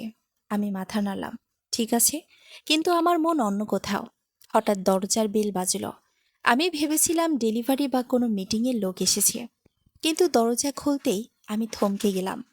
ইয়াসিন দাঁড়িয়ে আছেন, সাধারণ পোশাক, কোনো দম্ভ নেই, কোনো অহংকার নেই, শুধু এক অদ্ভুত ক্লান্ত চোখ। আমি কিছু বললাম না। তিনি ধীরেই বললেন, আমি কি ভেতরে আসতে পারি? আমি কিছুক্ষণ তাকিয়ে রইলাম, তারপর পাশে সরে দাঁড়ালাম। তিনি ভেতরে ঢুকলেন। বাড়ির ভেতরে 3টি ছোট ছেলে দৌড়ে এলো। আরহাম থমকে গেল। আয়ান দাঁড়িয়ে গেল। আদিয়ান আমার পেছনে লুকালো। ইয়াসিন তাদের দিকে তাকালেন। তার চোখে অবিশ্বাস, কষ্ট আর ভয় মিশে আছে। তিনি ধীরে হাঁটু গেড়ে বসলেন, বললেন, হ্যালো। কিন্তু কেউ কিছু বলল না। আরহাম শুধু বলল, তুমি কে? এই প্রশ্নটা ইয়াসিনকে একেবারেই ভেঙে দিল। তিনি কিছুক্ষণ চুপ রইলেন, তারপর ধীরে বললেন, আমি তোমাদের বাবা। ঘরের নিস্তব্ধতা নেমে এলো। আয়ান একটু এগিয়ে এসে বলল, তুমি এতদিন কোথায় ছিলে? এই প্রশ্নের কোনো উত্তর তার কাছে ছিল না। তিনি আমার দিকে তাকালেন, তার চোখে অসহায়তা। আমি ধীরে বললাম, ওরা সত্য জানতে চায়। ইয়াসিন মাথা নিচু করলেন। আমি জানি। তিনি ছেলেদের দিকে আবার তাকালেন। তার চোখ ভিজে গেছে। তিনি বললেন, আমি তোমাদের অনেক দেরিতে খুঁজে পেলাম। আদিয়ান হঠাৎ বলল, তুমি কি আমাদের ভালোবাসো? এই প্রশ্নে তিনি থমকে গেলেন, কারণ ভালোবাসা শব্দটা এখন তার জন্য সবচেয়ে কঠিন। তিনি কাপা গলায় বললেন, হ্যাঁ, অনেক। কিন্তু আয়ান বলল, তাহলে তুমি চলে গেলে কেন? এই প্রশ্নটা যেন শেষ আঘাত ছিল। ইয়াসিন মাথা নিচু করে ফেললেন। তার চোখ থেকে পানি পড়ছে। তিনি কিছু বলতে পারছেন না। আমি পাশ থেকে দেখছিলাম। এই মানুষটা একসময় এত শক্ত ছিল, আজ নিজের সন্তানদের সামনে ভেঙে পড়েছে। কিন্তু আমি জানি এটা শুরু মাত্র, কারণ সত্য এখনো পুরোটা প্রকাশ পায়নি। আর সেই সত্য আসতে এখনো কিছুটা বাকি। ঠিক তখনই মাহির ফোন করল, এমার্জেন্সি মিটিং। আমি ইয়াসিনের দিকে তাকালাম। তিনি উঠে দাঁড়ালেন, বললেন, আমি আবার আসব। আমি কিছু বললাম না। তিনি চলে গেলেন, কিন্তু যাওয়ার আগে একবার ঘুরে তাকালেন। তার চোখে ছিল একটাই কথা, আমি তোমাদের হারাতে চাই না। সেদিন বিকেলে বোর্ড মিটিংয়ে আমি বসেছিলাম, কিন্তু মন অন্য কোথাও। কারণ আমি জানি আজকের এই সাক্ষাৎ আমাদের জীবনের নতুন অধ্যায়ের শুরু। আর এই অধ্যায়টা সহজ হবে না। অনেক ঝড় আসবে, অনেক সত্য বের হবে, আর অনেক সম্পর্ক আবার ভাঙবে বা জোড়া লাগবে। ঠিক তখন একজন সহকারী এসে বলল, ম্যাডাম, বাইরের মিডিয়া এসেছে। আমি অবাক হলাম। মিডিয়া? সে বলল, ইয়াসিন স্যারের সঙ্গে আপনার সম্পর্ক নিয়ে খবর ছড়াচ্ছে। আমি চোখ বন্ধ করলাম। অধ্যায় শুরু হয়ে গেছে, এখন আর থামার উপায় নেই। মিডিয়া এসেছে শুনে আমি এক মুহূর্তের জন্য স্থির হয়ে গেলাম, কারণ এই শব্দটা আমার জীবনের সঙ্গে খুব ভালোভাবে পরিচিত। কিন্তু কখনোই আমি এটাকে স্বাভাবিকভাবে নিতে পারিনি, বিশেষ করে যখন বিষয়টা ব্যক্তিগত জীবনের সঙ্গে জড়িয়ে যায়। আর আজ তো বিষয়টা শুধু আমার নয়, আমার 3টি সন্তানের ভবিষ্যতের সঙ্গে সরাসরি সম্পর্কিত। আমি ধীরে ধীরে কনফারেন্স রুমের জানালার দিকে তাকালাম। নিচে শহরের ব্যস্ত রাস্তা, গাড়ির হর্ন, মানুষের চলাচল, সবকিছু স্বাভাবিক। কিন্তু আমার ভেতরে যেন একটা ঝড় শুরু হয়ে গেছে, কারণ আমি বুঝতে পারছি এই খবরটা খুব দ্রুত ছড়াবে। আর সেটা এমনভাবে ছড়াবে যা থামানো সহজ হবে না। মাহির আমার পাশে দাঁড়িয়ে বলল, ম্যাডাম, আপনি চাইলে আমরা এখনই মিডিয়াকে কন্ট্রোল করতে পারি। কিন্তু আমি তাকে থামিয়ে দিলাম, কারণ আমি জানি সত্যকে যতই লুকানো হোক না কেন, একসময় সেটা প্রকাশ পায়। আর আমি আর পালিয়ে যেতে চাই না। আমি ধীরে বললাম, না মাহির, আজ কিছু লুকাবো না, যা হবে দেখা যাবে। মাহির কিছুক্ষণ আমার দিকে তাকিয়ে রইল, তারপর মাথা নাড়ল। কারণ সে জানে আমি যখন এই টোনে কথা বলি, তখন আমার সিদ্ধান্ত বদলানো খুব কঠিন। অন্যদিকে একই সময়ে মিস্টার ইয়াসিন তার অফিসে বসেছিলেন। তার ফোন একের পর এক নিউজ নোটিফিকেশন নিয়ে ভরে যাচ্ছে। বিখ্যাত ব্যবসায়ী ইয়াসিন এবং গবেষক ইলমা রহমানের রহস্যময় সম্পর্ক আবার আলোচনায়। 3 সন্তানের পরিচয় ঘিরে নতুন প্রশ্ন, বিজনেস ক্লাস ফ্লাইটের সহযাত্রী সাক্ষাৎ নিয়ে গুঞ্জন। এই ধরনের শিরোনামগুলো তাকে ভেতর থেকে অস্থির করে তুলছিল। তিনি ফোনটা টেবিলে ফেলে দিলেন, কারণ তিনি জানেন এই খবর শুধু তার ব্যক্তিগত জীবন নয়, তার ব্যবসা, তার ইমেজ, সবকিছুকে প্রভাবিত করবে। কিন্তু এখন তার মাথায় এসব কিছুই গুরুত্বপূর্ণ নয়। তার মাথায় শুধু 3টি ছোট মুখ ঘুরছে। তিনি হঠাৎ উঠে দাঁড়ালেন এবং নাভিদকে ডাকলেন। নাভিদ ভেতরে ঢুকতেই তিনি বললেন, আমি চাই তুমি এখনই মিডিয়ার সঙ্গে যোগাযোগ করো, কোনো ভুল তথ্য যেন না ছড়ায়। নাভিদ মাথা নাড়ল, কিন্তু কিছু বলল না, কারণ সে জানে এই পরিস্থিতি কন্ট্রোল করা এখন খুব সহজ নয়। এদিকে আমি অফিস থেকে বের হয়ে বাড়ির পথে রওনা দিলাম। গাড়ির ভেতরে বসে আমি জানালার বাইরে তাকিয়ে রইলাম। শহরটা আজ আগের চেয়ে বেশি অচেনা লাগছে, কারণ আমি জানি এই শহরের প্রতিটি মোড়ে এখন আমার নাম নিয়ে কথা হবে, আর আমার সন্তানদের নামও জড়াবে সেই আলোচনায়। বাড়িতে পৌঁছে আমি দরজা খুলতেই 3জন ছেলেই দৌড়ে এসে আমাকে জড়িয়ে ধরল। কিন্তু আজ তাদের হাসির মধ্যে একটা অজানা অস্থিরতা ছিল। আরহাম বলল, আম্মু, স্কুলে সবাই বলছে আমাদের নিয়ে নিউজ হচ্ছে। আমি এক মুহূর্ত থেমে গেলাম, কারণ এই কথাটা আমি শুনতে চাইনি এত তাড়াতাড়ি। আমি তাদের কাছে হাঁটু গেড়ে বসলাম এবং বললাম, তোমরা কিছুই ভাববে না, যা হচ্ছে সেটা বড়দের বিষয়। কিন্তু আয়ান হঠাৎ বলল, আমাদের বাবা কি সত্যি বড়লোক মানুষ? আমি চুপ হয়ে গেলাম, কারণ এই প্রশ্নটা আমি এড়াতে পারবো না বুঝতে পারছি। আমি তাদের দিকে তাকিয়ে বললাম, হ্যাঁ, কিন্তু গল্পটা এত সহজ না। তারা কিছুটা চুপ হয়ে গেল, কারণ তারা বুঝতে পারছে কিছু একটা বড় গোপন আছে, যা আমি এখনো পুরোটা বলিনি। ঠিক তখনই দরজার বেল বাজল। আমি উঠে দরজা খুলতে দেখি ইয়াসিন দাঁড়িয়ে আছেন, কিন্তু এবার তার চোখে আগের মতো অহংকার নেই, বরং এক ধরনের ক্লান্তি আর অনুতাপ। তিনি ধীরে বললেন, আমি তোমার সঙ্গে কথা বলতে চাই। আমি কিছুক্ষণ তাকিয়ে রইলাম, তারপর বললাম, ভেতরে আসো। তিনি ভেতরে ঢুকতেই ছেলেরা একটু পিছিয়ে গেল, কিন্তু এবার তারা ভয় পেল না, শুধু তাকিয়ে রইল। আর ইয়াসিন তাদের দিকে তাকিয়ে দীর্ঘশ্বাস ফেললেন, যেন তিনি বুঝতে পারছেন এই 3টি জীবন তার না জানার কারণে কতটা দূরে ছিল। তিনি ধীরেই বললেন, আমি জানি আমি অনেক দেরি করে ফেলেছি, কিন্তু আমি এখন সব ঠিক করতে চাই। আমি তোমাদের হারাতে চাই না। তার কণ্ঠ কেঁপে উঠল, আর আমি বুঝতে পারলাম তিনি সত্যি ভেঙে পড়েছেন। আয়ান সামনে এগিয়ে এসে বলল, তুমি কি আমাদের সঙ্গে থাকবে, না আবার চলে যাবে? এই প্রশ্নটা শুনে ইয়াসিন থমকে গেলেন, কারণ এর উত্তর তার কাছেও পরিষ্কার নয়। তিনি শুধু বললেন, আমি চেষ্টা করব কখনো না যেতে। আমি পাশ থেকে তাকিয়ে রইলাম, কারণ আমি জানি চেষ্টা শব্দটা খুব ছোট, কিন্তু বাস্তবতা খুব বড়, আর সেই বাস্তবতা সহজ হবে না। ঠিক তখনই আমার ফোনে একটি অচেনা কল এলো। আমি রিসিভ করতেই ওপাশ থেকে একজন বলল, ম্যাডাম ইলমা, আপনি কি জানেন আপনার বিরুদ্ধে বড় একটি কেস ফাইল প্রস্তুত হচ্ছে? আমি এক মুহূর্ত চুপ হয়ে গেলাম, কারণ এই নতুন মোড়টা আমি আশা করিনি। ফোনটা কেটে গেল, আর আমি ধীরে ধীরে ইয়াসিনের দিকে তাকালাম, কারণ আমি বুঝতে পারছি শুধু অতীত না, এখন আমাদের বর্তমানও আঘাতের মধ্যে পড়তে যাচ্ছে। আর এই লড়াই শুধু ব্যক্তিগত থাকবে না, এটা এখন প্রকাশ্য যুদ্ধের দিকে যাচ্ছে। ইয়াসিন আমার চোখের দিকে তাকিয়ে বলল, তুমি কি ঠিক আছো? আমি কিছু বললাম না, কারণ আমি জানি সামনে যা আসছে সেটা কাউকে বোঝানো সহজ হবে না। ইলমা রহমান চুপচাপ জানালার পাশে দাঁড়িয়েছিল। বাইরের শহরটা আজ আগের মতো স্বাভাবিক লাগছিল না, যেন প্রতিটি আলো, প্রতিটি গাড়ির হর্ন, প্রতিটি মানুষের চলাচল তার জীবনের ভেতরে ঢুকে পড়তে চাইছে। অফিসের ভেতরেও একটা অদ্ভুত চাপা নীরবতা নেমে এসেছে। সবাই জানে মিডিয়া এখন তার নাম নিয়ে ব্যস্ত, কিন্তু কেউ সরাসরি কিছু বলছে না। মাহির দরজার পাশে দাঁড়িয়েছিল, সে কিছু বলতে চাইছিল, কিন্তু থেমে যাচ্ছিল বারবার। শেষ পর্যন্ত সে বলল, ম্যাডাম, পরিস্থিতি দ্রুত খারাপের দিকে যাচ্ছে। কয়েকটা বড় নিউজ পোর্টাল ইতিমধ্যেই আপনার পুরনো ছবি আর ইয়াসিন স্যারের সঙ্গে সম্পর্ক নিয়ে রিপোর্ট ছাপানো শুরু করেছে। ইলমা ধীরে ঘুরে দাঁড়ালো। তার চোখে ভয় ছিল না, কিন্তু এক ধরনের ক্লান্তি ছিল, যেন এই লড়াইটা সে বহু বছর আগে শুরু করেছে এবং আজ আবার সে একই জায়গায় ফিরে এসেছে। সে শান্ত গলায় বলল, সত্যি কথা কি জানো মাহির, মানুষ যতটা গল্প বানাতে পারে, সত্য তার চেয়ে অনেক বেশি জটিল হয়। মাহির মাথা নেড়ে বলল, কিন্তু মানুষ জটিল সত্য বোঝে না, তারা শুধু সহজ গল্প বিশ্বাস করে। আর এখন আপনার গল্পটা সহজভাবে লেখা হচ্ছে। ইলমা কিছুক্ষণ চুপ রইল, তারপর বলল, তাহলে এবার সময় এসেছে সত্যতা তাদের মতো করে না, আমার মতো করে দেখানোর। অন্যদিকে ইয়াসিন তখন নিজের অফিসে বসেছিল।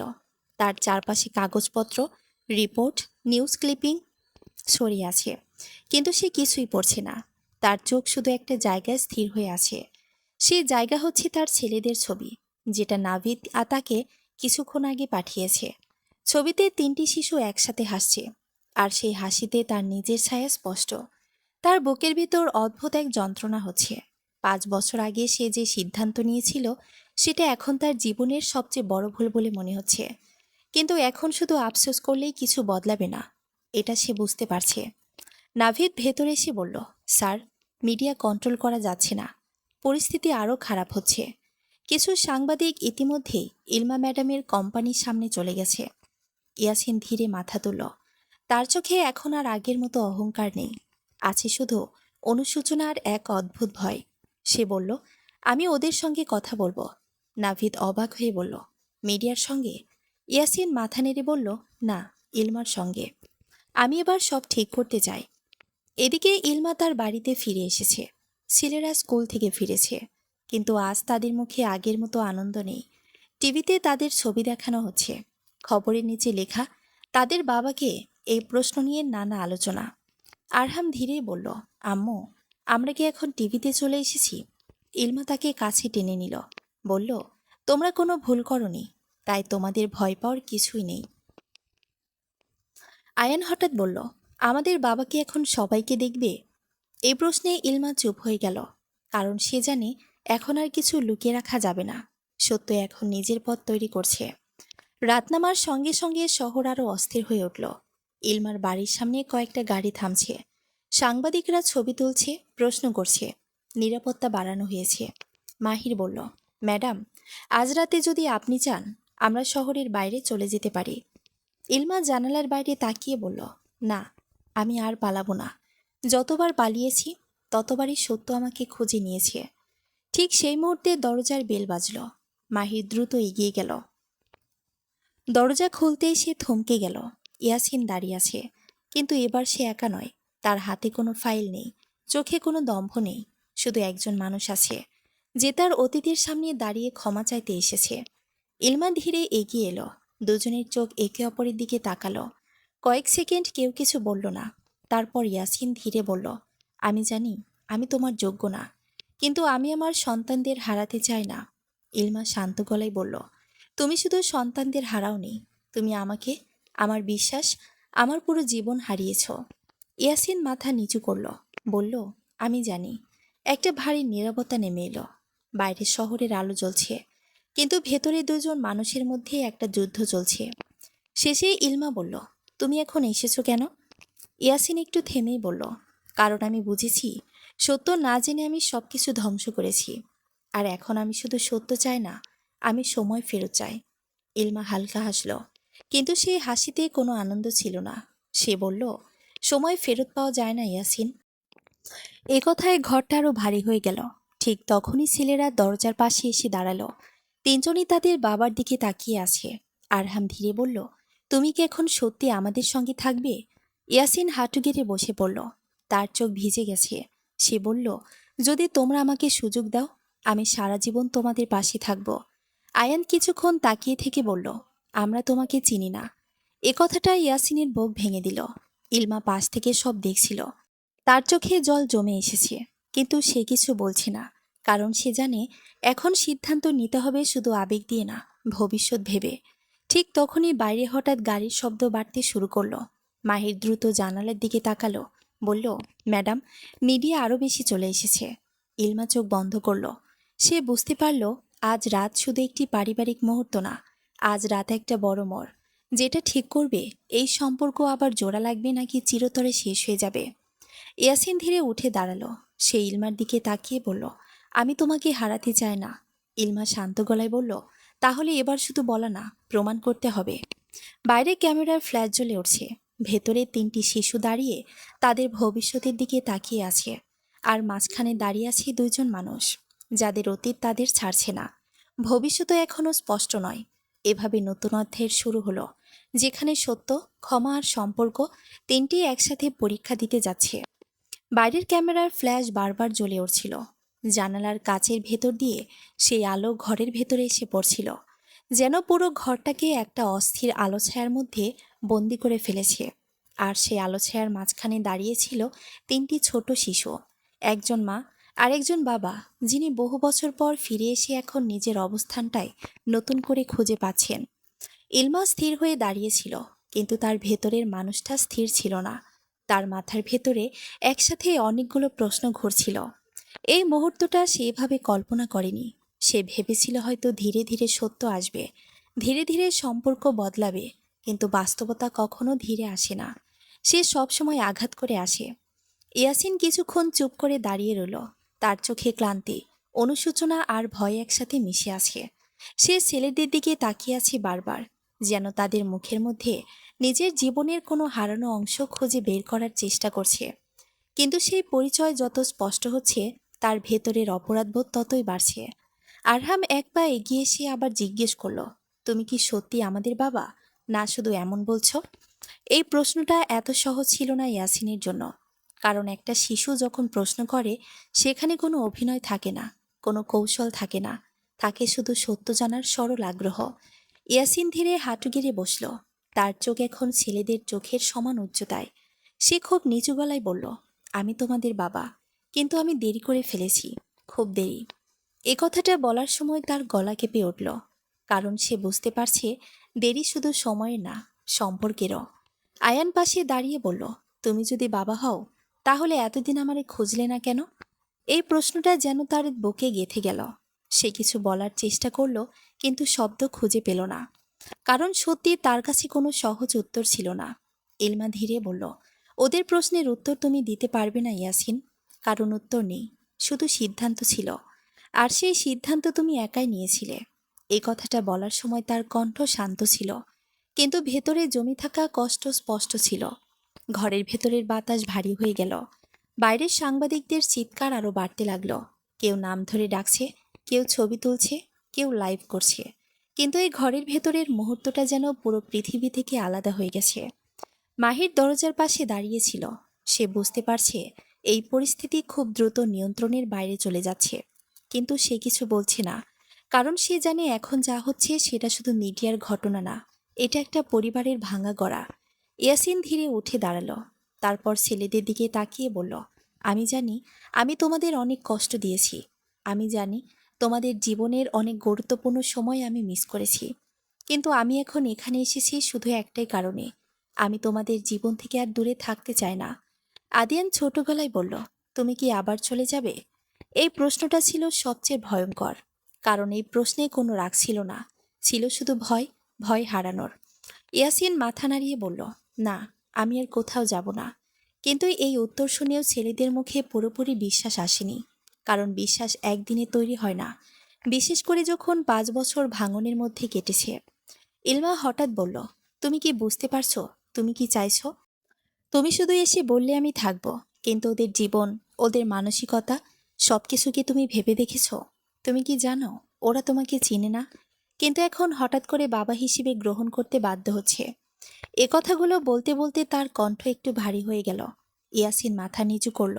তারপর বলল, আমি জানি আমি দেরি করেছি, কিন্তু আমি শিখতে চাই, আমি সময় দিতে চাই, আমি ভুল শুধরাতে চাই। এ কথাগুলো হয়তো সাধারণ শোনাচ্ছিল, কিন্তু তার চোখে সত্যিকারের ভাঙন ছিল। ঠিক তখনই বাইরের দরজায় আবার জোরে ধাক্কা পড়ল।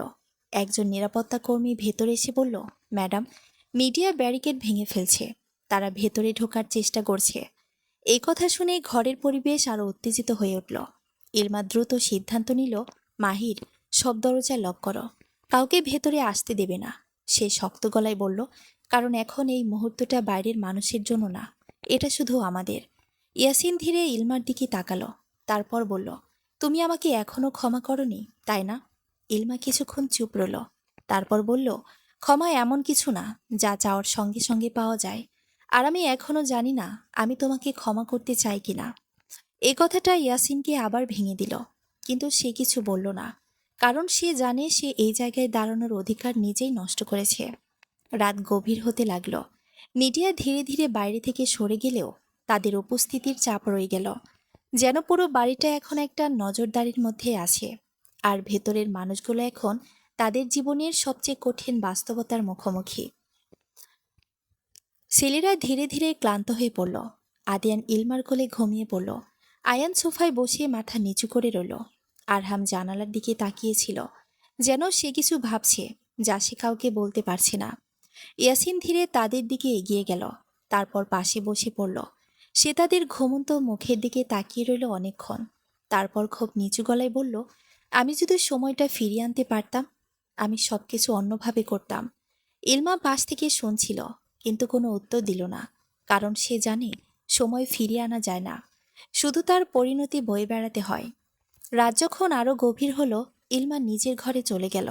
ইয়াসিন নিচের ঘরে রয়ে গেল, আর মাহির বাইরে নিরাপত্তা দেখছিল। এই তিনটি আলাদা অবস্থান যেন একটা ভাঙা সম্পর্কের তিনটি আলাদা দিক।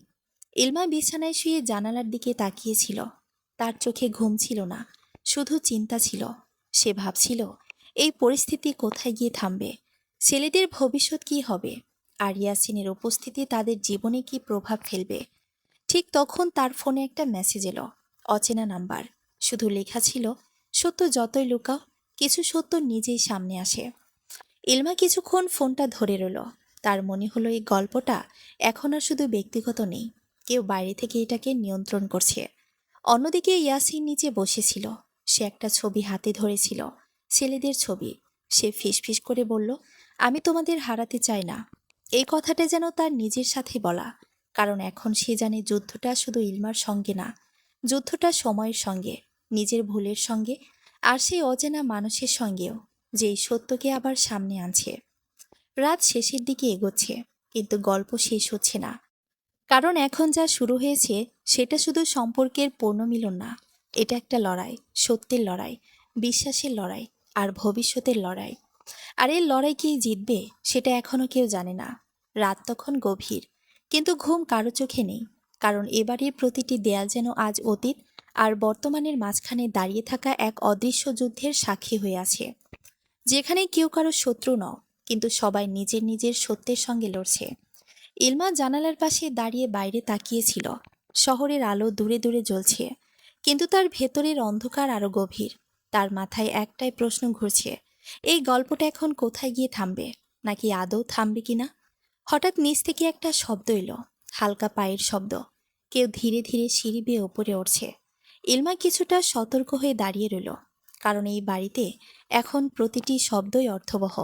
দরজা খুলে গেল, আর ভেতরে ঢুকলো ইয়াসিন। তার হাতে কোনো কাগজ নেই, কোনো ফোন নেই, শুধু একজন মানুষ আছে, যার চোখে এখন অহংকার নেই, আছে শুধু ক্লান্তি আর অপরাধবোধ। ইলমা কিছু বলল না, শুধু তাকিয়ে রইল। ইয়াসিন ধীরে বলল, আমি জানি তুমি আমাকে বিশ্বাস করো না, আর সেটাই স্বাভাবিক। কারণ আমি সেই মানুষ যে একসময় তোমার কথা শুনিনি, তোমার সত্যকে বিশ্বাস করেনি। ইলমা হালকা গলায় বলল, তুমি এখন এই কথাগুলো কেন বলছো ইয়াসিন? 5 বছর আগে এই কথাগুলো বললে হয়তো আজ আমরা এখানে থাকতাম না। এ কথাটা শুনে ইয়াসিন থেমে গেল। তার বুকের ভেতর যেন একটা ভারী পাথর বসে গেল, কারণ সে জানে এই কথার কোনো উত্তর নেই। সে ধীরে বলল, আমি জানি আমি দেরি করেছি, কিন্তু আমি এখন আর দেরি করতে চাই না। আমি আমার সন্তানদের হারাতে চাই না, আমি তোমাকেও হারাতে চাই না।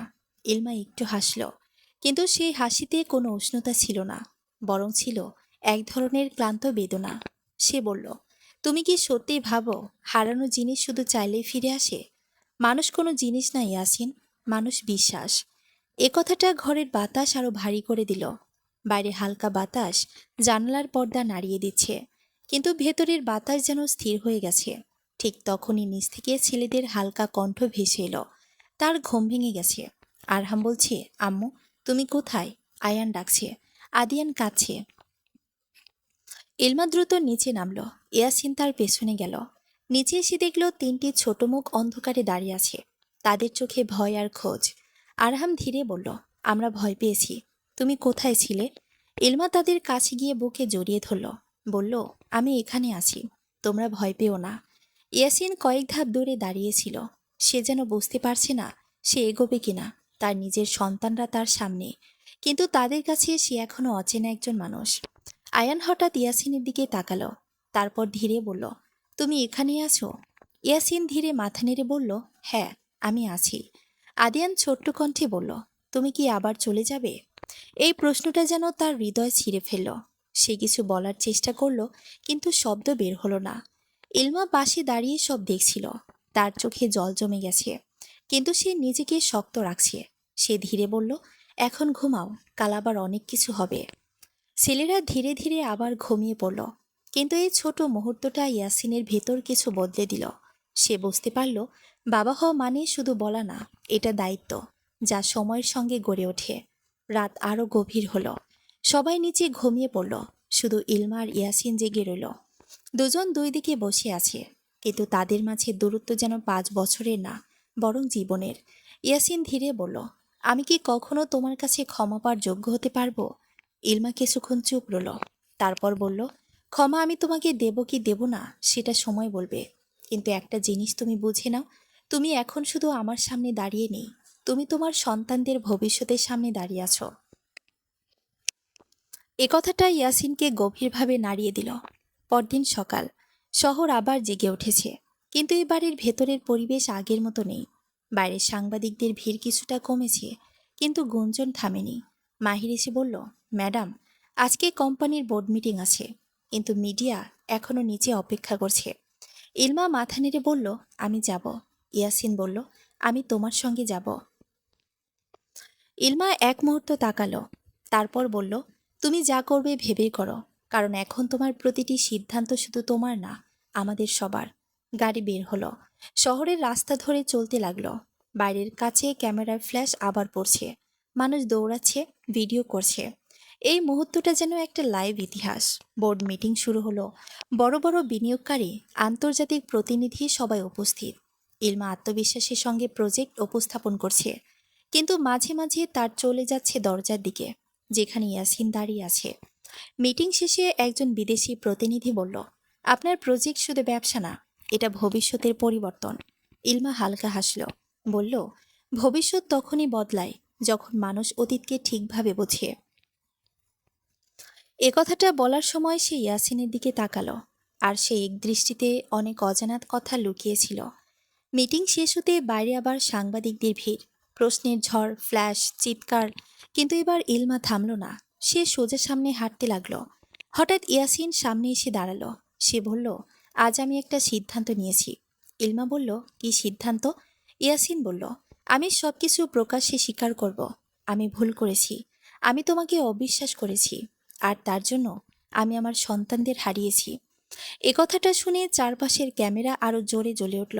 ইলমা কিছুক্ষণ তাকিয়ে রইল, তারপর বলল, তুমি যদি সত্যি এটা করো, তাহলে শুধু নিজের জন্য না, ওদের জন্য করো। ছেলেরা তখন গাড়িতে বসেছিল, দূর থেকে সব দেখছিল। আরহাম বলল, আম্মু কাঁদছে কেন? আয়ান বলল, বাবা কি খারাপ মানুষ? আদিয়ান চুপ করে তাকিয়ে রইল। এই ছোট প্রশ্নগুলোর উত্তর এখনো কারো কাছে নেই। রাত নামার সময় ইলমা একা ছাদে দাঁড়িয়েছিল। বাতাস বইছে, শহর শান্ত, কিন্তু তার ভেতর অশান্তি। ইয়াসিন পেছনে এসে দাঁড়ালো, বলল, আমি কি কখনো নতুন করে শুরু করতে পারি? ইলমা আকাশের দিকে তাকিয়ে বলল, শুরু করা যায়, কিন্তু আগের ভাঙা জিনিস আর আগের মতো হয় না। এ কথাটা শুনে ইয়াসিন চুপ হয়ে গেল, কারণ সে বুঝে গেছে এই গল্পের শেষ হয়তো আছে, কিন্তু আগের মতো শুরু আর কখনো থাকবে না। আর সে রাতে দূরে কোথাও একজন অচেনা মানুষ একটি ফাইল বন্ধ করল, যার ভেতরে লেখা ছিল এই পুরো পরিবারের অতীতের সেই সত্য, যা এখনো পুরোপুরি প্রকাশ পায়নি। আর সেই সত্যই হয়তো সামনে আসবে সবচেয়ে বড় ঝড় হয়ে। রাতের আকাশটা আজ অদ্ভুতভাবে ভারী লাগছে, যেন শহরের প্রতিটি আলো কোনো না কোনো গোপন সত্যের সাক্ষী হয়ে দাঁড়িয়ে আছে। আর সেই সত্যের মাঝখানে দাঁড়িয়ে আছে ইলমা আর ইয়াসিন, দুজন মানুষ যাদের জীবন একসময় এক ছিল, কিন্তু এখন দুটো আলাদা গল্প হয়ে গেছে। ইলমা ছাদের এক কোণে দাঁড়িয়েছিল, বাতাস তার চুল এলোমেলো করে দিচ্ছে, কিন্তু সে নড়ছে না। তার চোখ শহরের দূর দিগন্তে স্থির, যেন সেখানে সে নিজের অতীত খুঁজছে, আবার ভবিষ্যৎ। ইয়াসিন ধীরে তার পাশে এসে দাঁড়ালো। এই প্রথম সে খুব শান্তভাবে কথা বলল, কোনো তাড়াহুড়া নেই, কোনো অহংকার নেই, শুধু একজন মানুষ আছে যে নিজের ভুল বুঝতে পেরেছে। সে বলল, আমি জানি আমি তোমার জীবন নষ্ট করেছি, কিন্তু আমি আর সেই মানুষ থাকতে চাই না। ইলমা কোনো উত্তর দিল না, শুধু আকাশের দিকে তাকিয়ে রইল, কারণ কিছু কথা আছে যেগুলোর উত্তর সঙ্গে সঙ্গে দেওয়া যায় না। ইয়াসিন আবার বলল, আমি যদি সবকিছু ঠিক করতে পারি, আমি কি একটা সুযোগ পাবো? এই প্রশ্নটা খুব সহজ, কিন্তু এর ভেতরে লুকিয়ে আছে 5 বছরের কষ্ট, অপমান, একাকিত্ব আর ভাঙা বিশ্বাসের ইতিহাস। ইলমা ধীরে বলল, সুযোগ চাওয়া সহজ, কিন্তু সেই সুযোগের যোগ্য হওয়া সবচেয়ে কঠিন। এই কথাটা শুনে ইয়াসিন চুপ হয়ে গেল, কারণ সে জানে এই সত্যটা অস্বীকার করার কোনো উপায় নেই। ঠিক তখনই নিচ থেকে হঠাৎ একটা শব্দ এলো, দরজা জোরে বন্ধ হচ্ছে। তারপর আরহামের কণ্ঠ ভেসে উঠল, আম্মু। তুমি কোথায়? ইলমা দ্রুত নিচে নেমে গেল। ইয়াসিনও পেছনে গেল। নিচে গিয়ে দেখে তিনজন শিশু একসাথে দাঁড়িয়ে আছে। তাদের চোখে ভয়, কারণ তারা ঘুম ভেঙে আবার কাউকে খুঁজছে। আয়ান বলল, তুমি আবার চলে গেলে ভেবেছিলাম।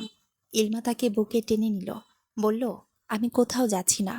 কিন্তু এই কথার মাঝেও একটা অনিশ্চয়তা ছিল, যেটা শুধু সে নিজেই বুঝতে পারছে। ইয়াসিন দূর থেকে দাঁড়িয়ে দেখছিল। তার চোখে এক অদ্ভুত যন্ত্রণা, কারণ সে জানে এই দৃশ্যটা তার হওয়া উচিত ছিল অনেক আগে। আরহাম ধীরে তার দিকে তাকালো, তারপর বলল, তুমি কি কালো থাকবে? এই প্রশ্নটা ইয়াসিনের বুক ছেড়ে দিল। সে ধীরে বলল, আমি থাকব, যদি তোমরা আমাকে থাকতে দাও। আদিয়ান একটু সামনে এসে বলল, তুমি কি আমাদের আম্মুকে কষ্ট দেবে? এই প্রশ্নটা ঘরটা এক মুহূর্তেই নিস্তব্ধ হয়ে গেল। ইয়াসিন মাথা নিচু করে বলল, আমি আর কখনো তোমাদের কাউকে কষ্ট দিতে চাই না। ইলমা পাশ থেকে সব শুনছিল, কিন্তু কিছু বলছিল না, কারণ সে জানে কথা এখন কম, সময় এখন বড়। রাত ধীরে ধীরে শেষের দিকে যাচ্ছে, কিন্তু এই পরিবারের ভেতরের অস্থিরতা কমছে না। সকালে যখন সূর্য উঠল, শহর আবার আগের মতো ব্যস্ত হয়ে উঠল। কিন্তু ইলমার বাড়িতে আজ একটা গুরুত্বপূর্ণ দিন, কারণ আজ তার কোম্পানির বোর্ড মিটিংয়ের পর আন্তর্জাতিক চুক্তির চূড়ান্ত সিদ্ধান্ত হবে। ইলমা প্রস্তুত হচ্ছিল, তখন মাহির এসে বলল, ম্যাডাম, আজকের মিটিংটা খুব গুরুত্বপূর্ণ, মিডিয়াও বাইরে অপেক্ষা করছে। ইলমা মাথা নেড়ে বলল, আমি জানি। ইয়াসিন দরজার পাশে দাঁড়িয়েছিল। সে বলল, আমি তোমার সঙ্গে যাব। ইলমা এক মুহূর্ত তাকালো, তারপর বলল, তুমি কি যাবে না সেটা আমি ঠিক করব না, সেটা তুমি নিজেই ঠিক করো। কিন্তু মনে রেখো, আজকের দিনটা শুধু ব্যবসার না, এটা আমাদের ভবিষ্যতের। গাড়ি চলতে শুরু করলো। শহরের রাস্তা ভরে গেছে সাংবাদিক আর ক্যামেরায়, যেন পুরো শহর একটা লাইভ নাটক দেখছে। বোর্ড মিটিং শুরু হলো। বড় বড় বিনিয়োগকারী, আন্তর্জাতিক প্রতিনিধি সবাই উপস্থিত। ইলমা আত্মবিশ্বাসের সঙ্গে প্রজেক্ট উপস্থাপন করলো। তার কণ্ঠে কোনো ভয় নেই, কিন্তু চোখে একটা চাপা অস্থিরতা আছে। মাঝে মাঝে তার চোখ চলে যাচ্ছে দরজার দিকে, যেখানে ইয়াসিন দাঁড়িয়ে আছে নিঃশব্দে। একজন বিদেশি প্রতিনিধি বলল, এই প্রজেক্ট শুধু প্রযুক্তি না, এটা মানবতার ভবিষ্যৎ। ইলমা ধীরে বলল, ভবিষ্যৎ তখনই তৈরি হয় যখন মানুষ তার অতীতকে ঠিকভাবে বোঝে। এ কথাটা বলার সময় সে সরাসরি ইয়াসিনের দিকে তাকালো। সেই দৃষ্টিতে অনেক কিছু বলা হয়ে গেল। মিটিং শেষ হওয়ার পর হঠাৎ বাইরে বিশৃঙ্খলা শুরু হলো। সাংবাদিকরা ভেতরে ঢোকার চেষ্টা করছে, নিরাপত্তা বাড়ানো হচ্ছে। মাহির দ্রুত এসে বলল, ম্যাডাম, পরিস্থিতি নিয়ন্ত্রণের বাইরে যাচ্ছে। ঠিক তখনই একটি বড় স্ক্রিনে ব্রেকিং নিউজ ভেসে উঠল, ইয়াসিন রহমানের অতীত কেলেঙ্কারি এবং ইলমা রহমানের বিরুদ্ধে নতুন অভিযোগ। ইলমা থমকে গেল, কারণ এবার বিষয়টা আর শুধু সম্পর্ক না, এবার শুরু হয়েছে নতুন একটা যুদ্ধ। ইয়াসিন ধীরে তার পাশে এসে দাঁড়ালো, বলল, এটা শুধু মিডিয়া না, কেউ ইচ্ছে করে আমাদের ধ্বংস করতে চাইছে। ইলমা ধীরে বলল, আমি জানি। এ কথাটা বলার সময় তার চোখ কঠিন হয়ে গেল, কারণ সে বুঝতে পারছে সত্য এখন শুধু প্রকাশ পাবে না, সত্যকে টিকেও থাকতে হবে। গাড়িতে ফেরার সময় হঠাৎ মাহির বলল, ম্যাডাম, এই ফাইলটা আপনার জন্য এসেছে। কেউ অ্যানোনিমাসলি পাঠিয়েছে। ইলমা ফাইলটা খুলল। ভেতরে পুরনো কিছু ছবি, কিছু ইমেইল আর একটা নাম, ডক্টর সাদমান কবির। ইলমার চোখ থেমে গেল, কারণ এই নামটা শুধু পুরনো গবেষণার অংশ না, এই নামটাই সেই রহস্যের চাবি, যেটা এখনো পুরোপুরি প্রকাশ পায়নি। ইলমা ধীরে বলল, তাহলে সে ফিরে এসেছে? ইয়াসিন জিজ্ঞেস করল, কে? ইলমা বলল, যাকে তুমি কখনো দেখনি, কিন্তু যার কারণে আমাদের জীবন ভেঙেছিল। এ কথাটা শোনার পর গাড়ির ভেতর নীরবতা নেমে এলো, কারণ এখন গল্পটা আর শুধু ভুল বোঝাবুঝি না, এখন গল্পটা হয়ে যাচ্ছে ষড়যন্ত্রের। আর সেই ষড়যন্ত্রই হয়তো শেষ পর্যন্ত ঠিক করবে এই পরিবারের ভবিষ্যৎ কোথায় গিয়ে থামবে। রাতের শহর এবার আগের মতো শান্ত নেই। চারদিকে যেন অদৃশ্য যুদ্ধ শুরু হয়ে গেছে। মিডিয়া, ব্যবসা, আইন আর ব্যক্তিগত সম্পর্ক সব একসাথে জড়িয়ে গেছে এমন এক জালে, যেখান থেকে বের হওয়া সহজ নয়। আমি অফিস থেকে বের হয়ে গাড়িতে বসেছিলাম। মাহির ড্রাইভ করছে না, সে পাশে বসে আছে, তার হাতে ল্যাপটপ খোলা। সে বলল, ম্যাডাম, পরিস্থিতি খারাপের দিকে যাচ্ছে। সাবা শুধু একা না, তার পেছনে বড় একটা গ্রুপ আছে। আমি জানালার বাইরে তাকালাম। কত বড়? মাহির একটু থেমে বলল, ইয়াসিনের কোম্পানির কিছু পুরনো পার্টনার। এই নামটা শুনে আমি বুঝতে পারলাম, এটা আর শুধু ব্যক্তিগত প্রতিশোধ না, এটা এখন পুরো পাওয়ার গেম। অন্যদিকে ইয়াসিন নিজের অফিসে বসেছিলেন। তার সামনে একাধিক ফাইল, কিন্তু তিনি পড়ছেন না। তার চোখ শুধু একটা ছবিতে আটকে আছে, ছেলেদের ছবি। তিনি ধীরে ধীরে ফোন তুললেন, নাভিদকে কল করলেন। সবকিছু থামাও, এখনই। নাভিদ বলল, স্যার, এটা সহজ না। ইয়াসিন কঠিন গলায় বললেন, আমি বলেছি থামাও। তার কণ্ঠে এবার কোনো ব্যবসায়ীর ঠান্ডা ভাব নেই, আছে একজন বাবার ভয়। ঠিক তখনই দরজায় নক পড়ল। সাবা ভেতরে ঢুকল, তার মুখে শান্ত হাসি। তুমি এখনো তাকে বেছে নিচ্ছ? ইয়াসিন উঠে দাঁড়ালেন। তুমি এখনো এটা থামাওনি কেন? সাবা ধীরে বলল, কারণ এখন আর থামানোর সময় নেই। সে একটা ফাইল টেবিলে রাখল। এবার শুধু ইলমা না, তোমার পুরো কোম্পানি টার্গেটে। ইয়াসিন ফাইলটা খুললেন। তার মুখ শক্ত হয়ে গেল। তুমি পাগল হয়ে গেছো? সাবা হেসে বলল, না ইয়াসিন, আমি শুধু হাঁটতে চাই না। এইদিকে আমি বাড়িতে ফিরে ছেলেদের ঘুমিয়ে পড়া দেখলাম। তাদের মুখে শান্তি, কিন্তু বাইরে ঝড়। আমি জানি এই ঝড় শুধু আমার না, এটা এখন তাদের বাবারও। রাত গভীর হতে দরজায় আবার বেল বাজল। আমি খুলে দেখলাম ইয়াসিন। এবার তার চোখে ভাঙা মানুষ। তিনি ধীরে বললেন, আমাকে সাহায্য করতে দাও। আমি কিছুক্ষণ তাকিয়ে রইলাম। তারপর বললাম, এটা সাহায্যের সময় না, এটা দায়িত্বের সময়। তিনি মাথা নিচু করলেন। আমি জানি আমি অনেক দেরি করেছি। আমি বললাম, দেরি শুধু সময়ের না, সিদ্ধান্তের হয়। তিনি চুপ হয়ে গেলেন। ঠিক তখনই মাহির ফোন করল। তার কণ্ঠ কাঁপছে, ম্যাডাম, অফিসে আগুন লাগানোর চেষ্টা হয়েছে। আমি স্থির হয়ে গেলাম। ইয়াসিনও। তিনি ফিসফিস করে বললেন, সাবা। আমি জানালার দিকে তাকালাম। এইবার আর কোনো সন্দেহ নেই, যুদ্ধ শুরু হয়ে গেছে। আর এই যুদ্ধ এখন আর লুকানো নেই, এটা প্রকাশ্যে। রাতটা যেন আর রাত নেই, এটা এখন একটা যুদ্ধক্ষেত্র। শহরের বাতাসে অস্থিরতা, ফোনের শব্দেও আতঙ্ক, আর প্রতিটি খবরের শিরোনামে শুধু আগুনের গন্ধ। মাহিরের কল কেটে যাওয়ার পর আমি কিছুক্ষণ নড়তে পারিনি।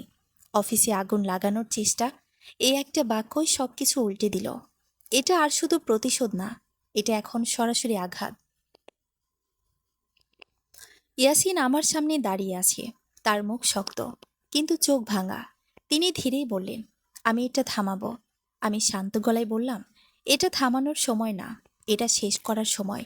তিনি মাথা নাড়লেন, তাহলে আমি শেষ করব। এ কথাটা বলার মধ্যে এবার কোনো অহংকার নেই, শুধু দায়িত্ব। ঠিক তখনই মাহির আবার ঢুকল। তার মুখ ফ্যাকাশে, ম্যাডাম, সাবার লোকজন শুধু অফিস না, ডেটা সেন্টারে ঢুকেছে। আমি এক মুহূর্তে চোখ বন্ধ করলাম।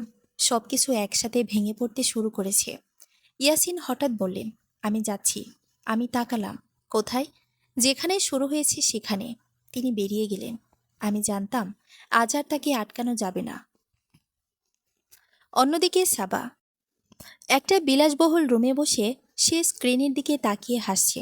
তার সামনে লাইভ ফিড, ইয়াসিনের কোম্পানির বিশৃঙ্খলা। সে ধীরে বলল, এবার তুমি বুঝবে আমাকে হারানো কতটা দামি। কিন্তু সে জানতো না, এ খেলায় এখন আর সে একা নেই। ইয়াসিন পৌঁছে গেছে ডেটা সেন্টারের সামনে। চারিদিকে নিরাপত্তা, পুলিশ, আর আগুন নেভানোর বিশৃঙ্খলা। তিনি ভেতরে ঢুকলেন। তার চোখ শুধু একটা জিনিস খুঁজছে, প্রমাণ। নাভিদ পাশে এসে বলল, স্যার, আমরা কিছু ডেটা সেভ করেছি, সবকিছু রিকভার করা সম্ভব। ইয়াসিন ধীরে বললেন, আমি ডেটা চাই না, আমি সত্য চাই। ঠিক তখনই পেছন থেকে একজন কণ্ঠ, সত্য চাইলে অনেক কিছু হারাতে হয় সাবা। সে ধীরে ধীরে সামনে এলো। তার চোখে এখন আর হাসি নেই। তুমি এখনো তার পক্ষে? ইয়াসিন তাকালেন। আমি কখনো তোমার পক্ষে ছিলাম না। এই একটা বাক্য। সাবার মুখ শক্ত হয়ে গেল। তুমি আমাকে অপমান করছো? ইয়াসিন শান্ত গলায় বললেন, না, আমি শুধু সত্য বলছি। তিনি পকেট থেকে একটা ফাইল বের করলেন। এই মেসেজগুলো, এই কেস, সবকিছু তুমি তৈরি করেছ। সাবা চিৎকার করে বলল, কারণ সে তোমাকে কেড়ে নিয়েছিল। ইয়াসিন ধীরে বললেন, আমি তোমার ছিলাম না সাবা।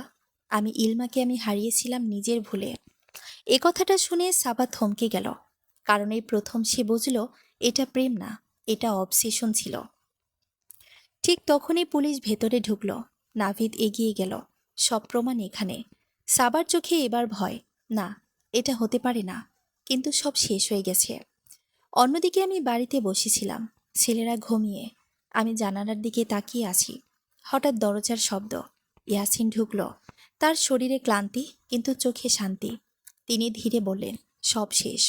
আমি তাকালাম, কোনটা শেষ?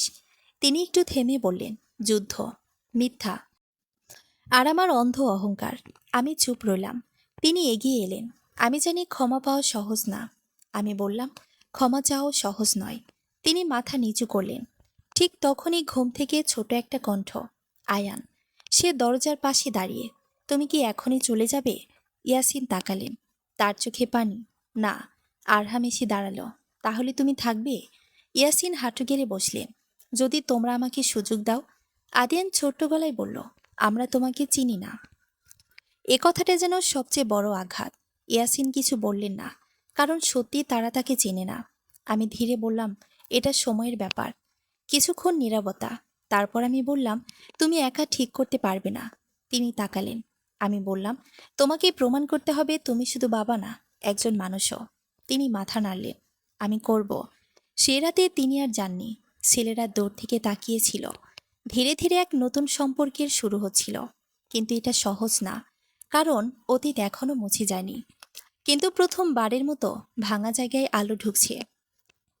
6 মাস পর বড় কনফারেন্স। ইলমা রহমান স্টেজে, তার পাশে ইয়াসিন। তাদের 3 ছেলের সামনে বসে। পুরো হল চুপ। আমি মাইক হাতে বললাম, বিজ্ঞান, ব্যবসা আর সম্পর্ক সবকিছুই ভুল থেকে শিখে এগিয়ে যায়। আমি একটু থামলাম। তারপর ইয়াসিনের দিকে তাকালাম। আর কখনো কখনো দ্বিতীয় সুযোগই সবচেয়ে বড় সত্য। হল জুড়ে করতালি। ছেলেরা হাসছে। ইয়াসিন শুধু তাকিয়ে আছে। তার চোখে শান্তি, কারণ এবার সে হারায়নি। এবার সে ফিরেছে। আর তাদের জীবনের গল্পটা শেষ হয়নি। গল্পটা আবার নতুন করে শুরু হয়েছে। সমাপ্ত।